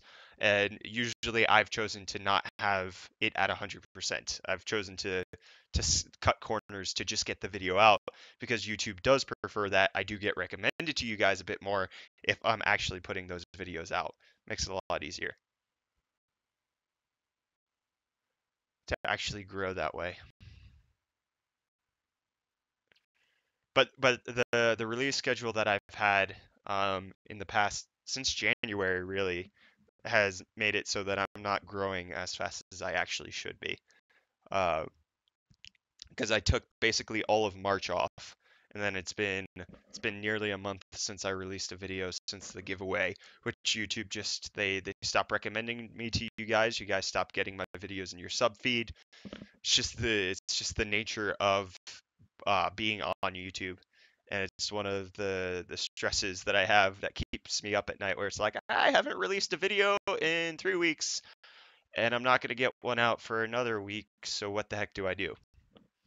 And there's not much I can do just because my schedule outside of YouTube necessitates that I take breaks like this, which is unfortunate. But I'm working on it. I actually have a plan in place to start working a bit harder on making sure that you guys get more regular content from me. So 3937 is the single core score, which is worse than the Ryzen 7 1700. Overclocked. Ryzen 7 1700 stock was 3680. Also, I haven't even overclocked the RAM here, so this is... And then the multi-core score, 24282, is faster than the 1700 and worse than the 7820X, because the 7820X had 28415. That's the wrong mouse. Once more. Okay. There we go. Let's do 3D Mark. That should be good. Am I excited for Vega? For sure. Yeah, 100%. I think it's too little, too late, and I think it's really disappointing. And I'm kind of concerned that AMD is just gonna fall flat with this, because like the amazing thing about Polaris was they came in with the right attitude of it being best price to performance. Like, it was really good. They did a good marketing move by not trying to compete with the 1070 or the 1080.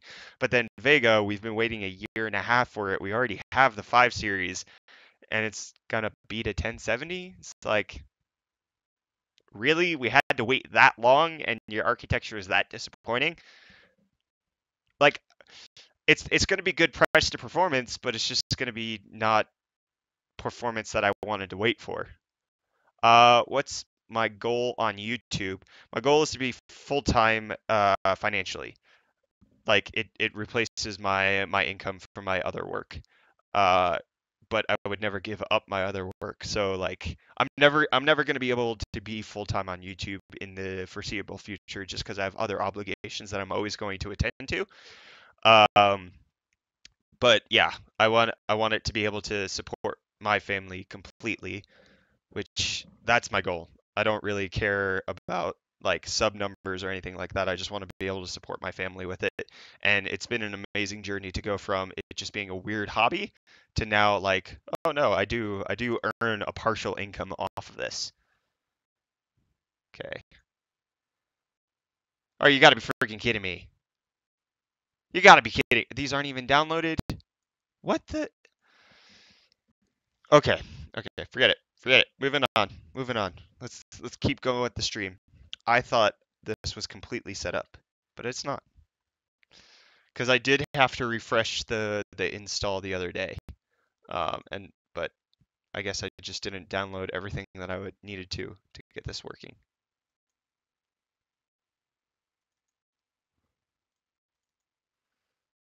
Okay. PyFast, X265, and SuperPyMod.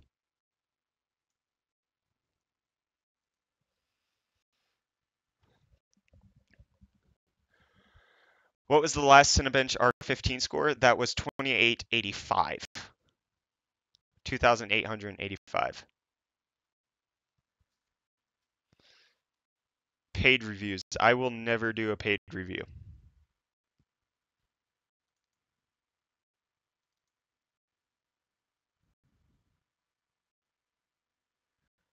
Let's get PyFast going. It just doesn't make sense to get paid for doing reviews, because the point of a review is that you're being objective. But if you have financial obligations tied to your review, then how objective can you actually be? 17.8. Wait, no, that's not the final number. Okay, 22.31. Which these are more single core things that are all of these Pi setups are more single core. Let's do this video rendering one. Where'd Task Manager go?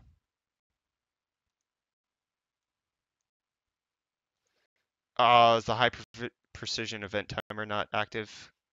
Okay.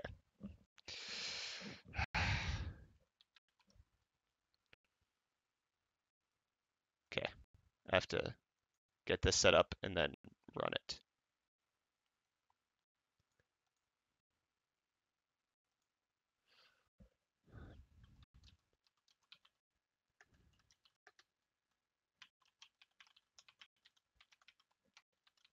Oh, what the heck? I didn't hit enter.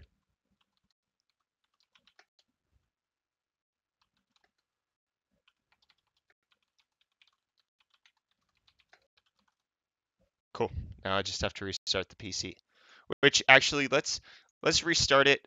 No, no, no, no. Okay, I'm just gonna hit the reset button then. Screw that. I don't want Windows updating on me. I sound like a smart guy talking about providing for my family and stuff. I have a family. Like, I need to provide for them. I am providing for them. I just want it to be through YouTube.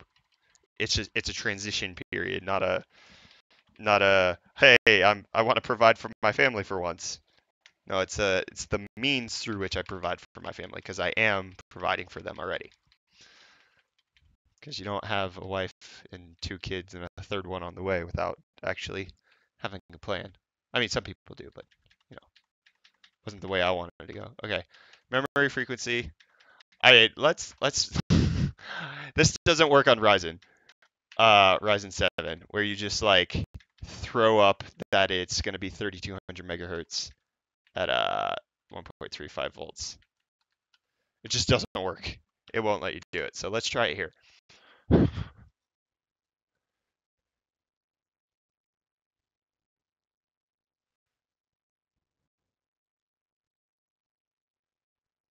Yeah, sorry about that, Andre, on YouTube. I actually can't keep up with the chat on Facebook for some reason. It just doesn't give it to me in a meaningful way that I'm actually able to engage with it, and so I just don't go there. Did that seriously work? No way. No way.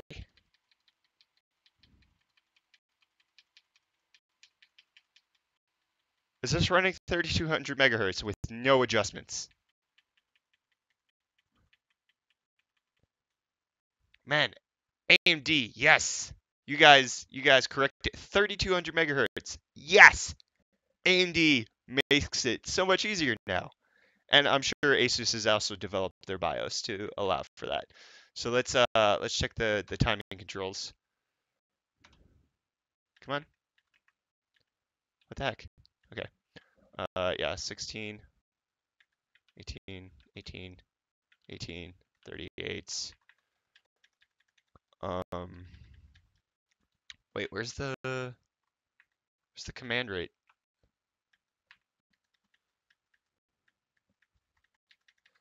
Where's the command rate? I don't know all of these subtimings. Here's the command rate. I just know the main timings and what they should be. So let's see if that boots. Because if I can get the memory down, because it's still with the same core complexes, you just have 2 dies. The core complexes with the Infinity Fabric still need to communicate. So getting the RAM set up to a higher speed is going to allow the processor to move faster. So that's going to be great. But I want to make sure that I can run at the timings that I'd like to run it at. Test it on nice hash. I can do that. I can do that for you guys. 16 cast with 3200 megahertz. Yeah. No, this is good. Good memory kit. Did that freaking work? Because I would be so excited. Do I work out sports? No, I don't do sport workouts. That worked? Okay. You know what? So this is how I test ASUS motherboards. I just type in the frequency I want, and I save and go, and usually it boots. Like 7700K, 5 gigahertz, no problem. With the 7820X, 5 gigahertz, no problems. Other motherboards, they won't let me do that, but ASUS, whichever frequency I want to hit, it just I think the way they get the voltages adjusted usually works out pretty well. 4 gigahertz, 3200 megahertz on the RAM, and it looks like it boots. Obviously, we can still run into blue screens at Windows, but like this is why I do enjoy working with ASUS motherboards, because like there's usually no tweaking you have to do to actually get it to run properly, which is pretty amazing. No, skip the disk checking. Flashing GPU BIOSes. I did a video on that for Polaris. You can't. That didn't seem good. You can't do it with Pascal. You can do it with Maxwell, I believe. Okay. But yeah, I have a video on that if you want to check it out on my channel. All right, let's pull up Ryzen Master. So it looks like we might be running at 4 gigahertz. 4.64 what? That doesn't seem right. Do you guys see this? It says we're running at 4.64 gigahertz. Do I have CPU Z installed? No, I don't. Okay, I need to grab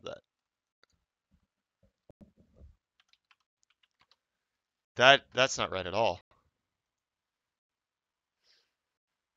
Yeah, it's new CPUs do have bugs, but that's the thrill of living on the frontier. You get to work through those bugs yourself, usually in crippling depression behind the camera when nobody's watching and you're crying because your CPU won't work. But live streaming is really nice because you guys get to help me troubleshoot and figure this kind of stuff out. Okay, no, I did what? I didn't want to open the README text.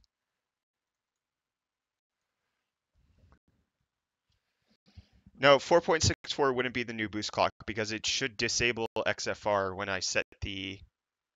Now this is saying it's running at 2.2 gigahertz. No, that makes sense. I didn't disable the turbo clock. Okay. So let's disable that. But also let's make sure the RAM is running. Yep, 3200 megahertz, 16, 18, 18, 38, 75, 1T, quad channel. Everything's perfect there. Ah! I can't even do this with my Ryzen 7 1700 chip with the RAM. So I'm yes. I'm excited.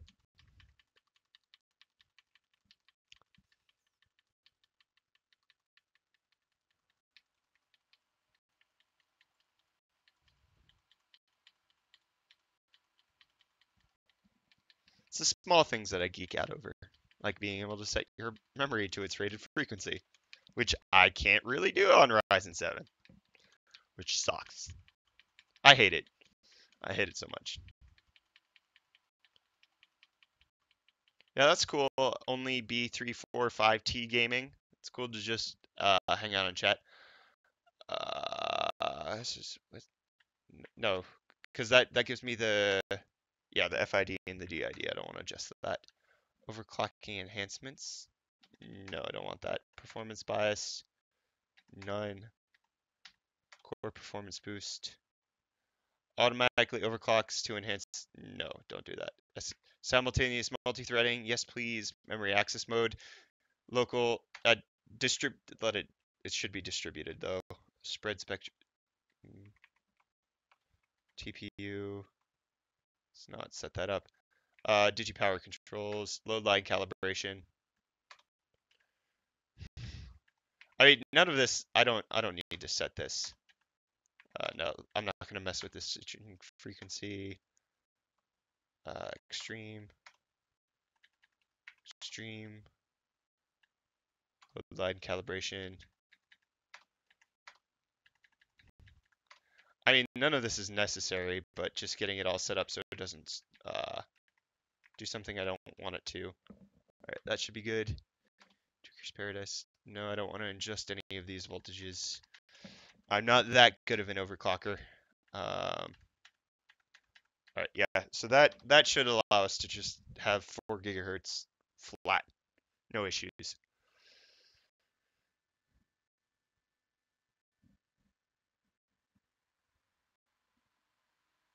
Which chipset? Yeah, X370, B350, doesn't matter. I can't get my Ryzen 7 to run at 3200 megahertz with 4 sticks of RAM installed.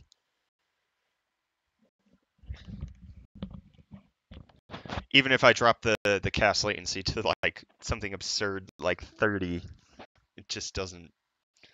It won't even let me boot. I can't even get into the BIOS with that. 2800 is usually the fastest stable that I can get. 2667 on basically every motherboard.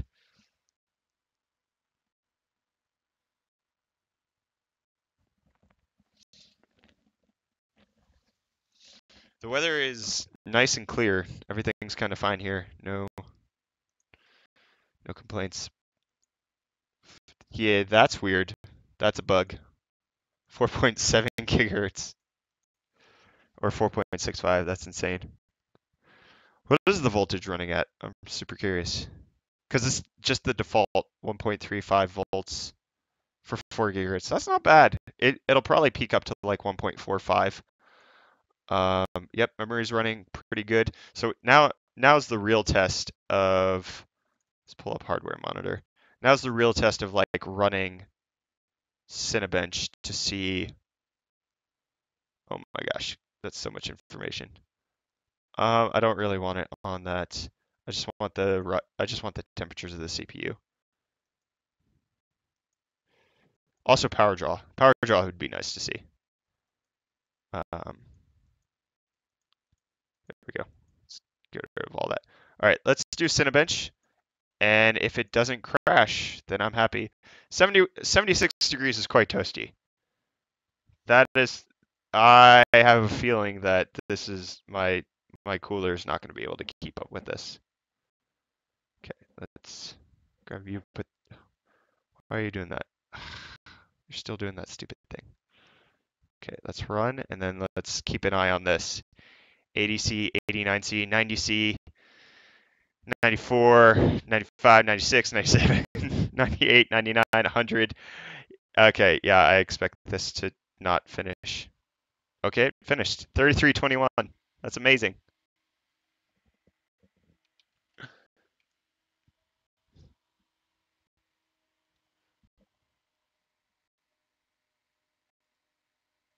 Okay, did the core clock drop at all during that?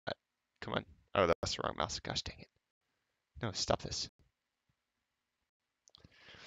300 watts. That's significant. Okay, let's run that again, but let's keep an eye on the clock speeds.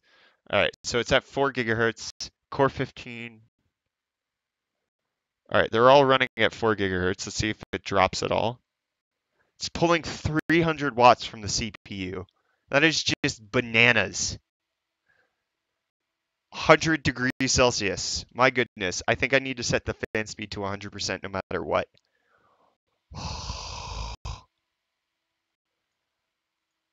Okay. Let's see. What's IDA64 reporting it at? Yeah, none of the softwares really report Ryzen correctly. I've even seen abnormalities with Ryzen master software. 37 degrees. That doesn't seem right. Okay. Minimize Ryzen master. Let's pull you up.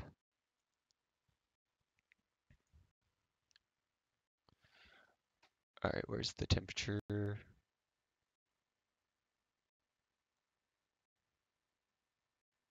Temperature is 35C. Okay, let's see if it says that the temperature 44, 54, 62, 64. That's not bad. 67. I think the TJ max is 80, 85, maybe 90. Okay, it doesn't even get up to 80 degrees C. So that's perfectly respectable. I actually want to go into the BIOS and just set the fans to 100% because I don't want to I don't want it even to get to that temperature.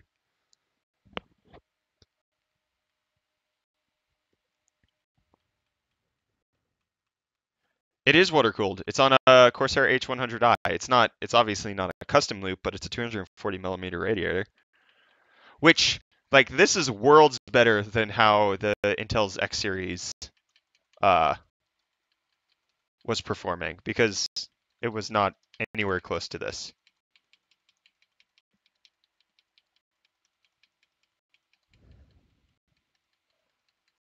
Did I turn this off? I didn't. Okay. Let's set the fans to full. No, wrong one. Wrong button.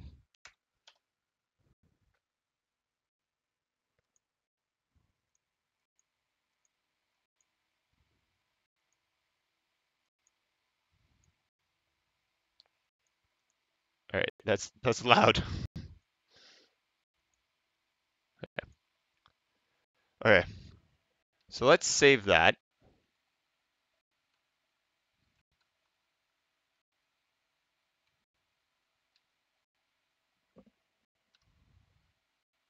And let's see if we can. I mean, I'm assuming the motherboard will allow me to. I'm going to see if I can load 4.2 gigahertz. Yeah, the contact on the CPU doesn't cover everything. You're right. Or the CPU cooler.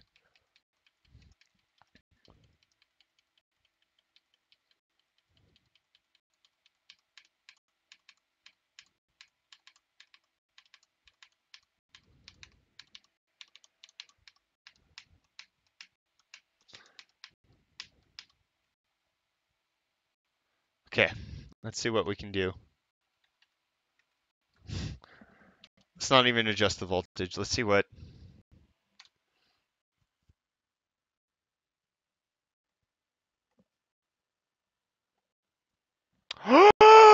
No way! Oh, that's amazing! Okay.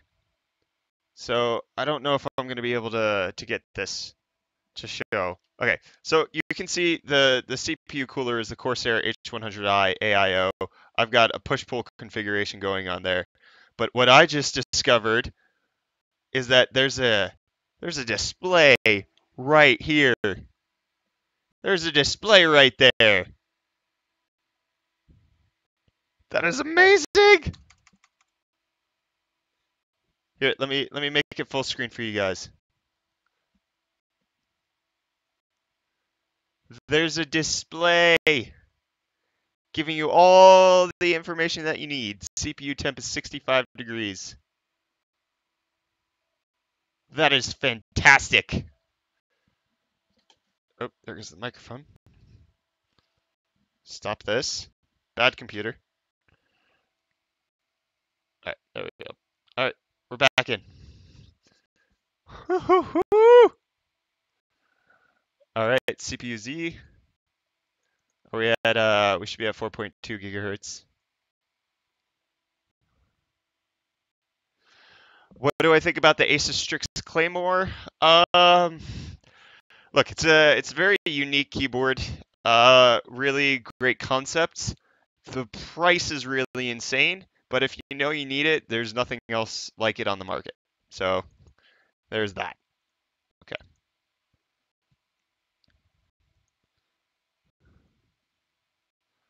Okay. All right, we're at 4.2 gigahertz. Let's see if this actually runs. What's the voltage at? Let's keep an eye on the voltage. 1.45 volts. That's quite high. Go. 63. Crashed. It's dead. All right, first blue screen. First blue screen. If it's ever gonna blue screen. But no, it definitely died.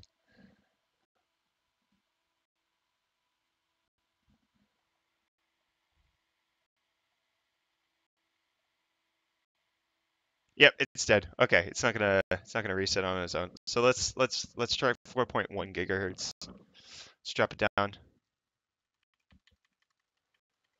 I don't have a cat, and my kids are sleeping, so they sleep.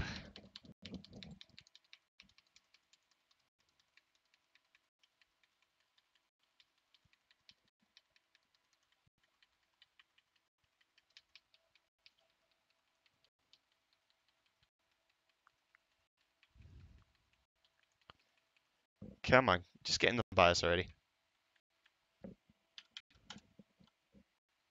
No, no, no, no, no, no, no, no. There, 4.1 gigahertz. That should work. Should work.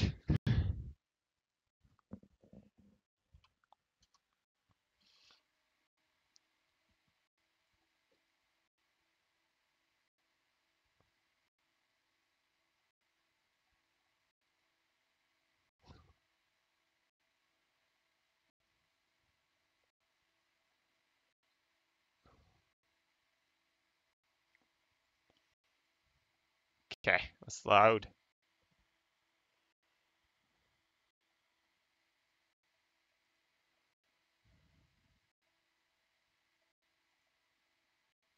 Okay, no, why does it always want to check my disk? No, I'm not gonna brine the Threadripper tonight. That's tomorrow night. Tonight's for you guys. Tomorrow night's for myself. I need to eat.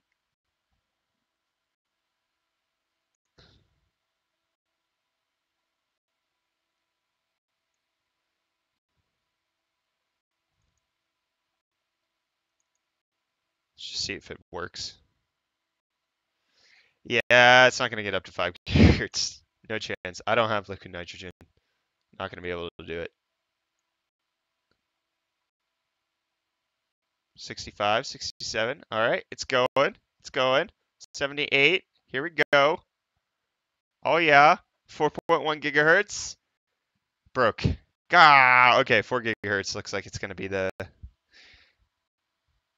as best as we're gonna do here. Obviously, I can tweak it a little bit later and try to get it a bit further, but 4 gigahertz. Let's get that.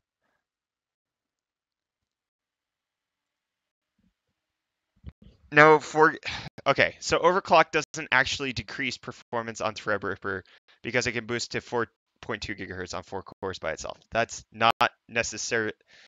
I mean, yes, the fact that it's not going to boost to 4.2 is true, but for most applications that you would use Threadripper for, why did I not change the freaking I didn't adjust the core ratio. For most applications that you're going to be using Threadripper for, which is not gaming, you want higher frequency on all cores, not just on those XFR boost cores. And then it only boosts on it only does an XFR boost if there's thermal headroom, which there probably is if you're running it at stock, but I'm just like it's it's such a tough indicator. I watched and looked up Nexus's review on it, and yes, there are instances where it is going to perform better at stock, but those are mainly limited to gaming where it's not utilizing all of the cores, and it's just utilizing a few of the cores.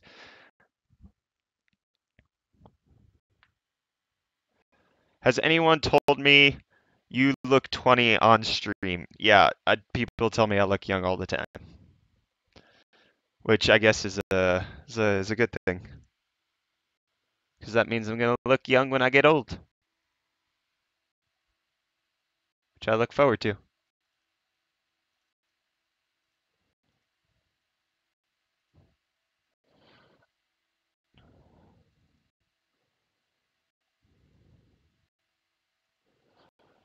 All right.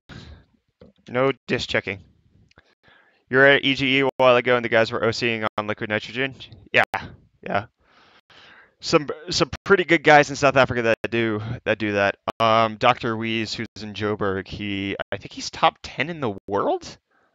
Like he's definitely high up there. He's one of the best. Yeah, and then ASUS next Saturday is doing a master class with him on liquid nitrogen overclocking. Invite only, unfortunately, but yeah, ASUS is sponsoring the fact that you can learn how to do liquid nitrogen overclocking with Dr. Weiss, which is pretty awesome. No, I'm not 20. Yeah, Dr. Rios was at EGE because he was competing in the HW Bot World Tour. Oh, what the heck? Why did I click that? And he won the liquid nitrogen part of that competition.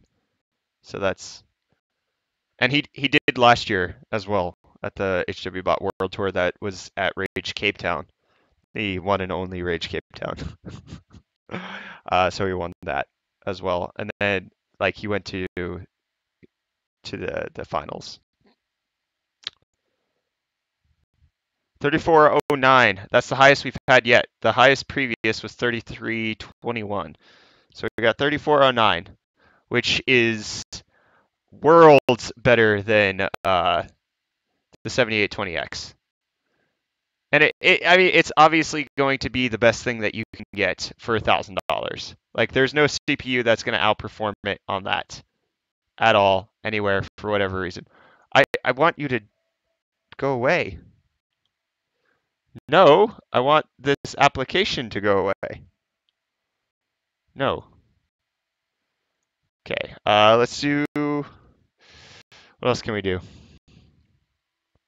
Oh, we can do the X265 benchmark.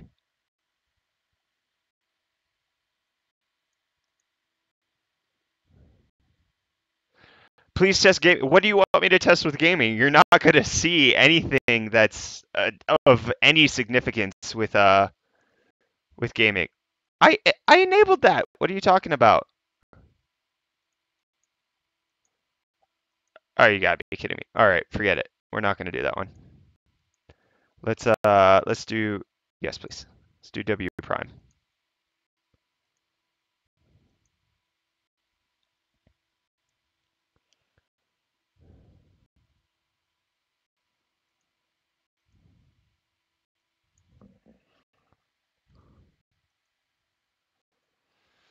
Okay, so the previous score on this was 3.083 seconds.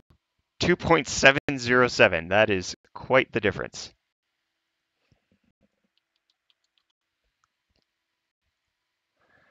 I mean, 3/10 of a whole second is really significant.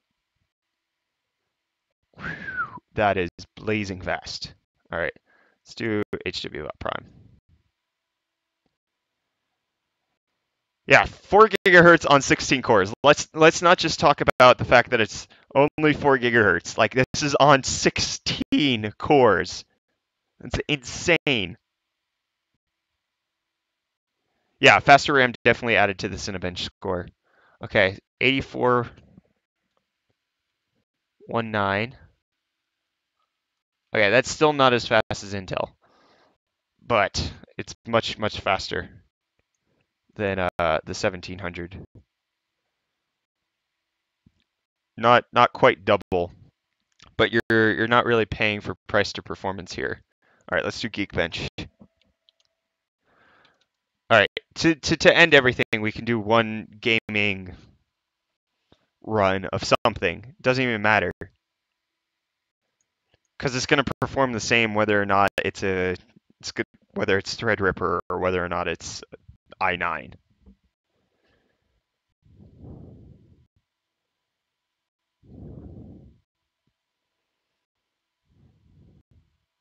Epic CPU? No, I don't. I don't have any server CPUs lying around. I can. No, PUBG's not updated because there was a 1 GB patch today, and I didn't have anything on the test bench today, so it's definitely not updated. I guess I can see what's available. I don't have Minecraft installed on the test bench. It's not a relevant gaming benchmark for me.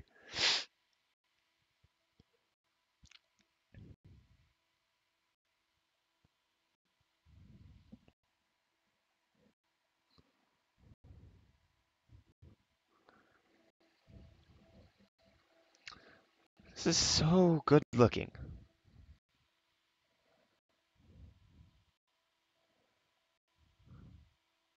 How much FPS on Dota 2 and CS:GO? I don't know. I don't benchmark those. I did benchmark CS:GO until all of the people who play CS:GO told me I was doing it wrong and that 60 FPS is not playable. And at which point I just realized I'm not in the community enough, and I don't want people yelling at me for doing it wrong. Because 60 FPS is perfectly playable for me, so I don't know.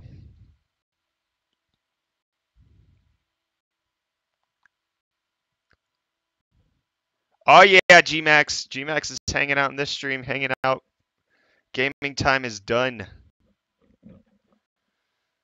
Windows pre-installs Minecraft.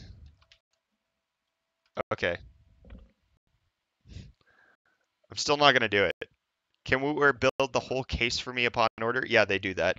They have complete system builds. You can definitely check out their website. Wootware.co.za. The link will be in the video description. I really like this case.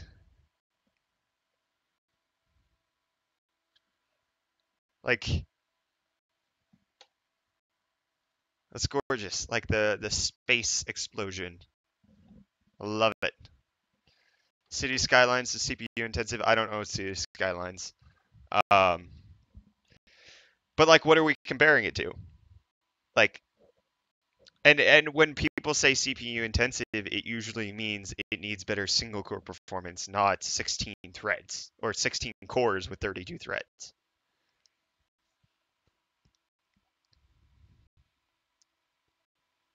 Adobe Red. I don't have Adobe installed on my test bench. Yeah, the 3D Mark files are installed, and it's a 700 megabyte download, which I don't want to try to kill the stream. Although I guess I can. Like, I had to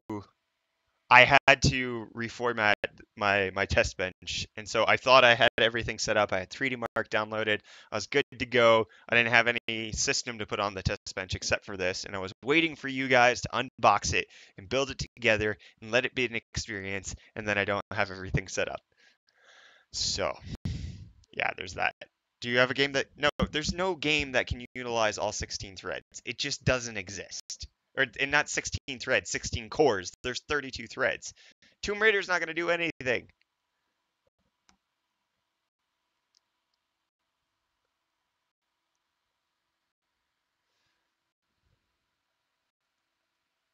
All right. So single core performance, we went from 3,937 to 4,436. And on multi-core, we went from 24,282 up to 28,753, which is only slightly better than the 7820X at 4.5 gigahertz, which was 28,415. So it's only 300 points higher. Okay, that's the wrong mouse again.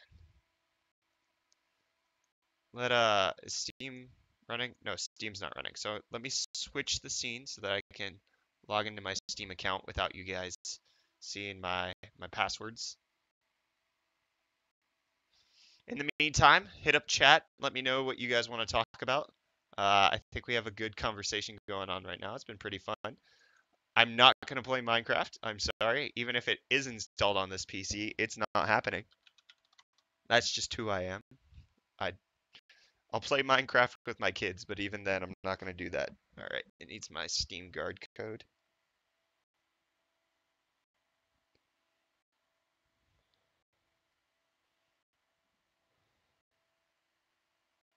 Come on.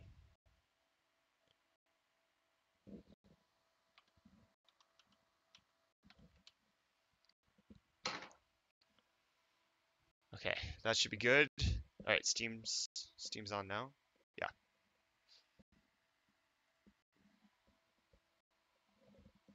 No.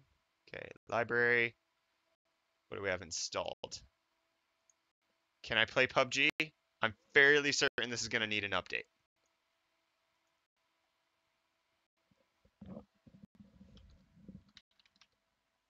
I don't even have Fraps installed. What is this? This is amateur hours, what this is. See, this is why I don't even have 25,000 subs. Can't even have Fraps installed on my computer when I'm trying to benchmark. Go away. Wait, what? Yeah. Did I hit download? I don't know. Okay, PUBG works. Sure. Okay. If you say so. I still need Fraps to see the frame rate.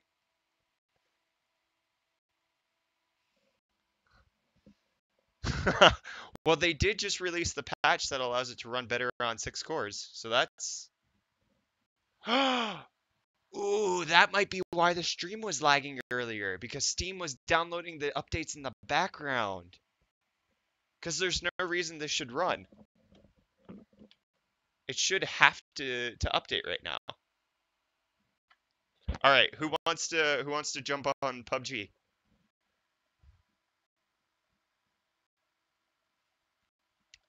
Yeah, Ashes of the Singularity is also CPU bound, but at the same time, it's also like it's not optimized for even Ryzen. It's not optimized for 8 cores. Why is this? Now my internet's not working?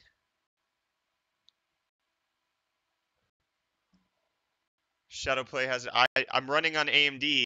I can't really use Shadowplay.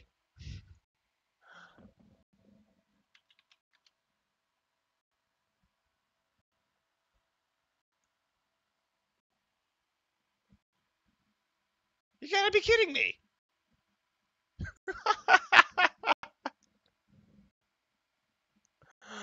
Oh, that's hilarious. Yeah, if you guys want to jam some PUBG, we can okay, what there's OCAT that does anybody else have something that's just gonna display the frame rate? I am on an AMD card. I want the flippin' flipper. Yeah, here we go.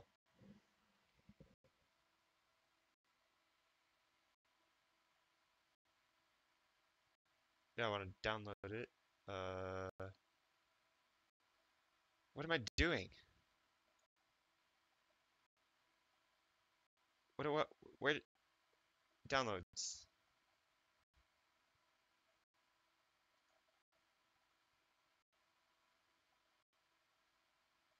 Okay, here we go. MSI Afterburner does not have an FPS counter. Riva Tuner Statistics has an FPS counter, which I don't install when I install Afterburner. I don't know why the resolution is so small. Oh, PUBG is probably crapping on the resolution here. Let me get rid of my webcam. Yeah, 1080 by 720. Or 1280 by 720. There we go. NZXT cam. Yes, thank you. Oh, you gotta be kidding me.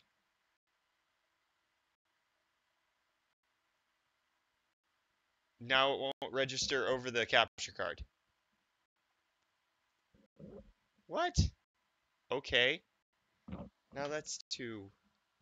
Okay, let me restart PUBG. Okay.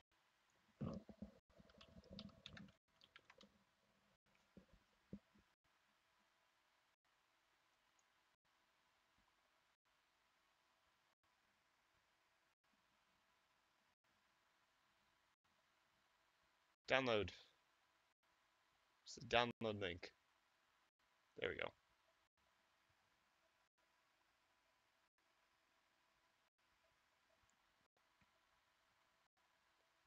Do I have to sign up? No. Okay, it's gonna download by itself. Wait, how big is that? What is... I'm sorry, guys. This is not how this was supposed to go. I thought Fraps was actually installed. Why is OCAT not? No, I know OCAT's fine. What the heck? Okay. There we go. Yeah, just basic. Yep.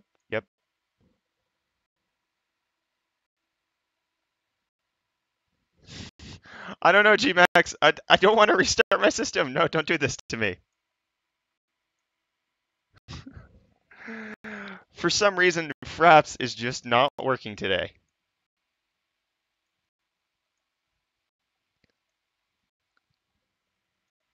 Okay, where's OCAT?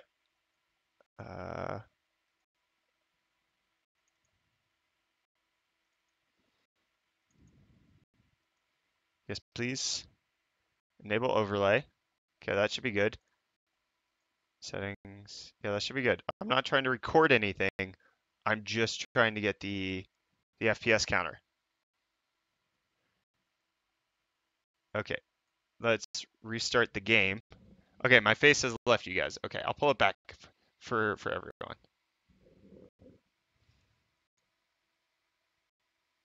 Why do you do this? Why do you have to block OCAT?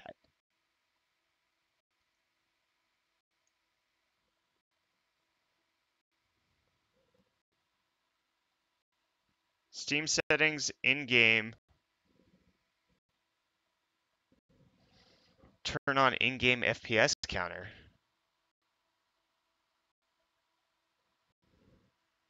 Okay, yeah. Just give me a second, Gmax. This is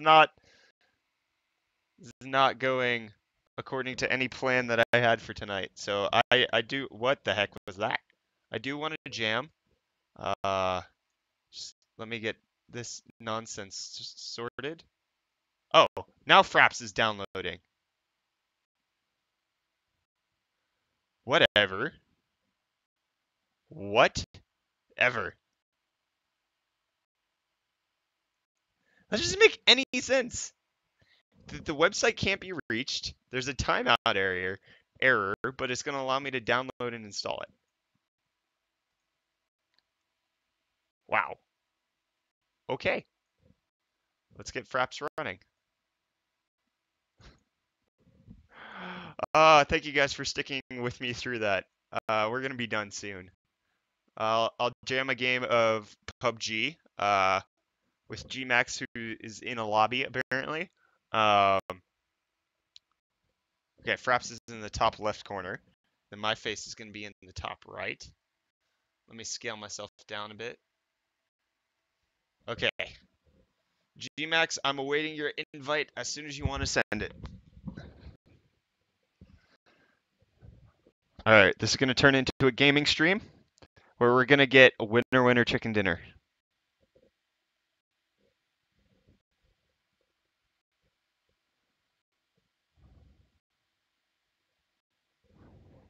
Dude, I don't know. This is the kind of technical difficulties that I go through on a regular basis. I just do it behind the camera where I'm actually doing all of this benchmarking, and then you guys get to see a nice 10-minute video where everything's just kind of put together and neatly wrapped up in a package where I hand deliver it to you. You don't get to see any of this. 100 FPS, I'm running on a RX 580. Let me see what the settings.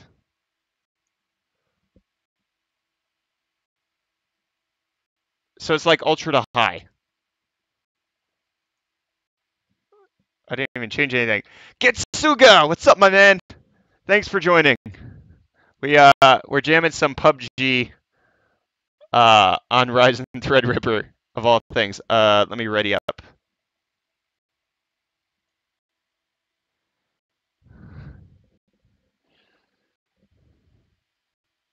Click to ready. There we go. Sam, you subbed at 130. Thank you so much. Rukia Chiki 1337. What's up, man? I really appreciate Sam you being here for the long haul since the matching canceled. Was that you? Is that you, G? So the settings for PUBG are between high and ultra right now. So anti-aliasing ultra, post-processing ultra, shadows on high, textures ultra, effects ultra, foliage ultra, view distance ultra. So between ultra and high, and that's just what it defaulted to. I haven't adjusted any of the settings.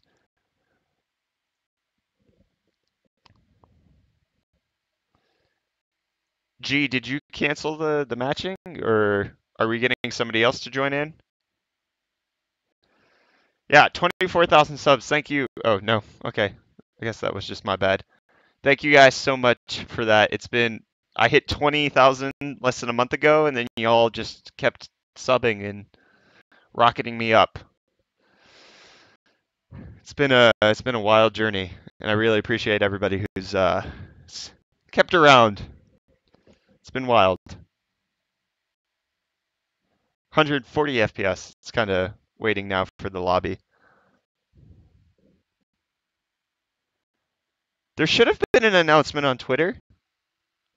Did it not go through? Because that makes me feel like an idiot then. I actually don't know if the audio is going to come through in this. So you guys will have to let me know if it's too loud.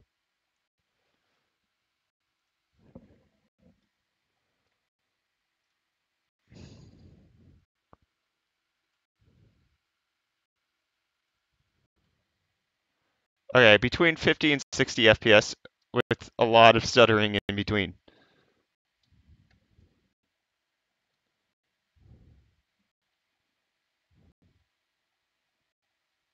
All right, G, where are we landing?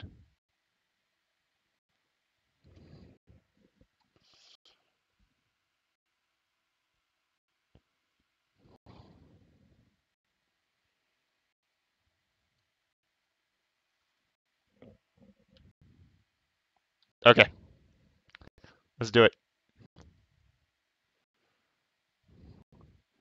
Yeah, the frame rate's super inconsistent, which probably no game audio.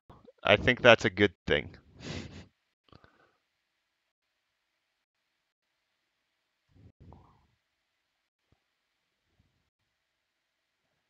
I don't have Stardew Valley.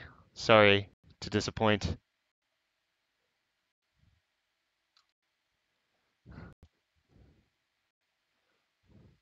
I'm following you, G.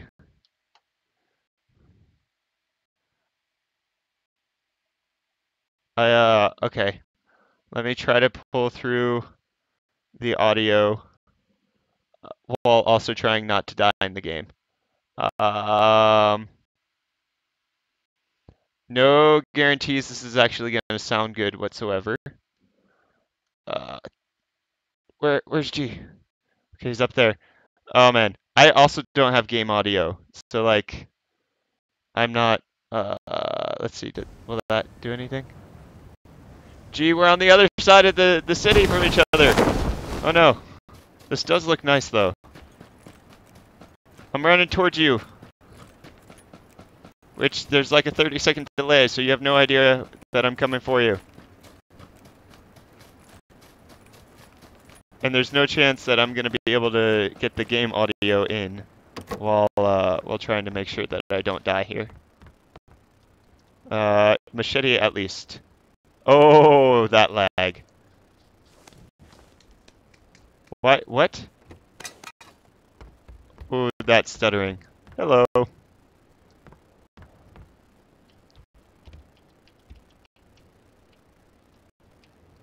Okay, let's go.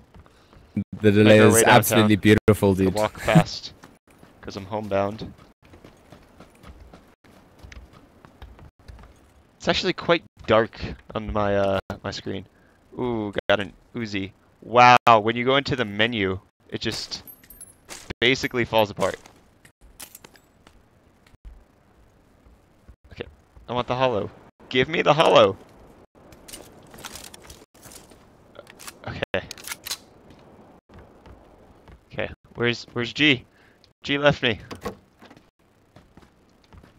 Where's the toilet? I think he went upstairs.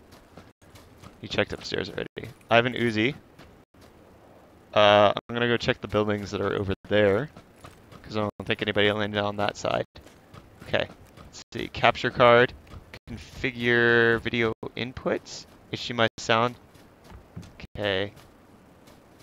HDMI. Sorry guys. HDMI. I'm here. Does that work? Hello? Is the game audio coming through now? There's nothing here. Ooh, some 762. Wow. Okay, yeah, it's whenever I open the menu, there's definite lag or stuttering. Stun grenade. Okay, somebody's definitely been in this house. There is game audio. Okay, great. I can't hear it, unfortunately, so I don't know. Let me actually see if I can grab game audio for myself. No, that didn't work. Okay.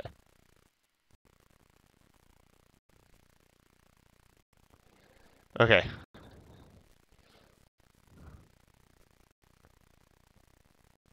I can't use that. Oh my gosh, opening the menu is horrific. I will just have to use F instead. All right, what are we doing, G? Are we just waiting in here? Because I can't hear anybody.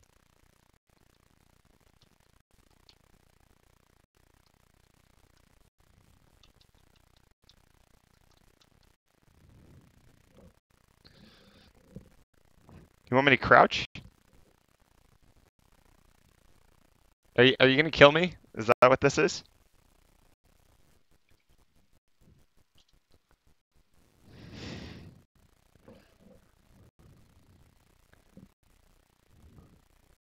Did you give me a coat? Is that what that is? Okay. I really should not be looking at the menu. You want me to follow you? I actually want to see. Okay. This is super difficult! Oh, we're just outside the circle. We should be fine.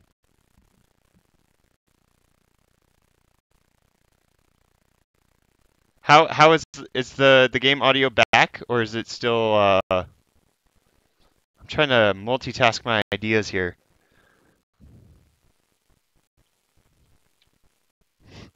Like half looking at the screen, half not. Let's see if I can get Gmax on voice chat. Because that'd be great. So then I can figure out whatever he wants me to.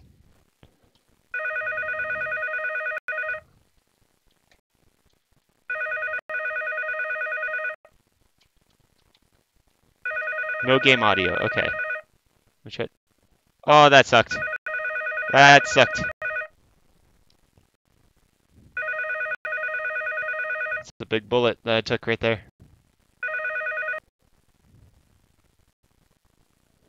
Okay, it was good until I messed with it. Fantastic. Oh, wrecked. Okay, well, that was deservedly short-lived. Instead of putting you guys through that.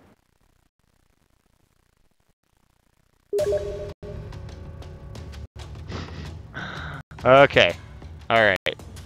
Yeah, that was hard. That was a rough situation to be in. Totally my fault. I did not. What the heck? Okay, now I want to turn that off. Okay. Okay. So that's gonna be it, guys. Gonna end the stream there.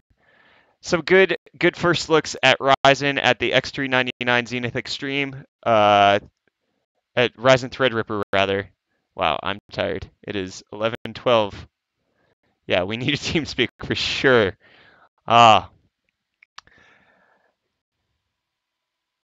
Okay, yeah. So we're gonna end it there. I mean, Threadripper is amazing. 16 cores, 32 threads, all on 180 watt TDP for $1,000. I just like you can go check out the other benchmarks. I wasn't able to get through a whole lot here, but it's just fantastic. I mean, 4 gigahertz. You guys saw how easy it was to overclock on the Zenith Extreme. Like just hitting 40, went through 3200 megahertz with the timings adjusted. Like everything went through perfect. I didn't finish my tea. Everything went through perfectly.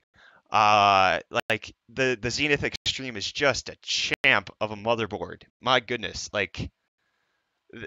Oh, let's get the wow. Okay, this thing just has exceeded my expectations as far as like what I was expecting.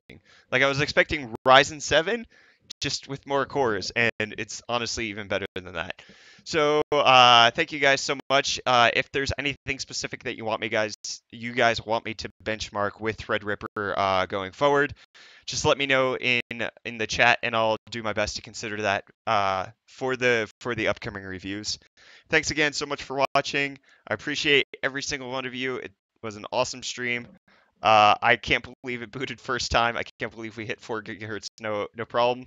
I mean, there was a few like weird technical issues, but like the majority of what I was trying to accomplish went through without a hitch. So that was pretty awesome.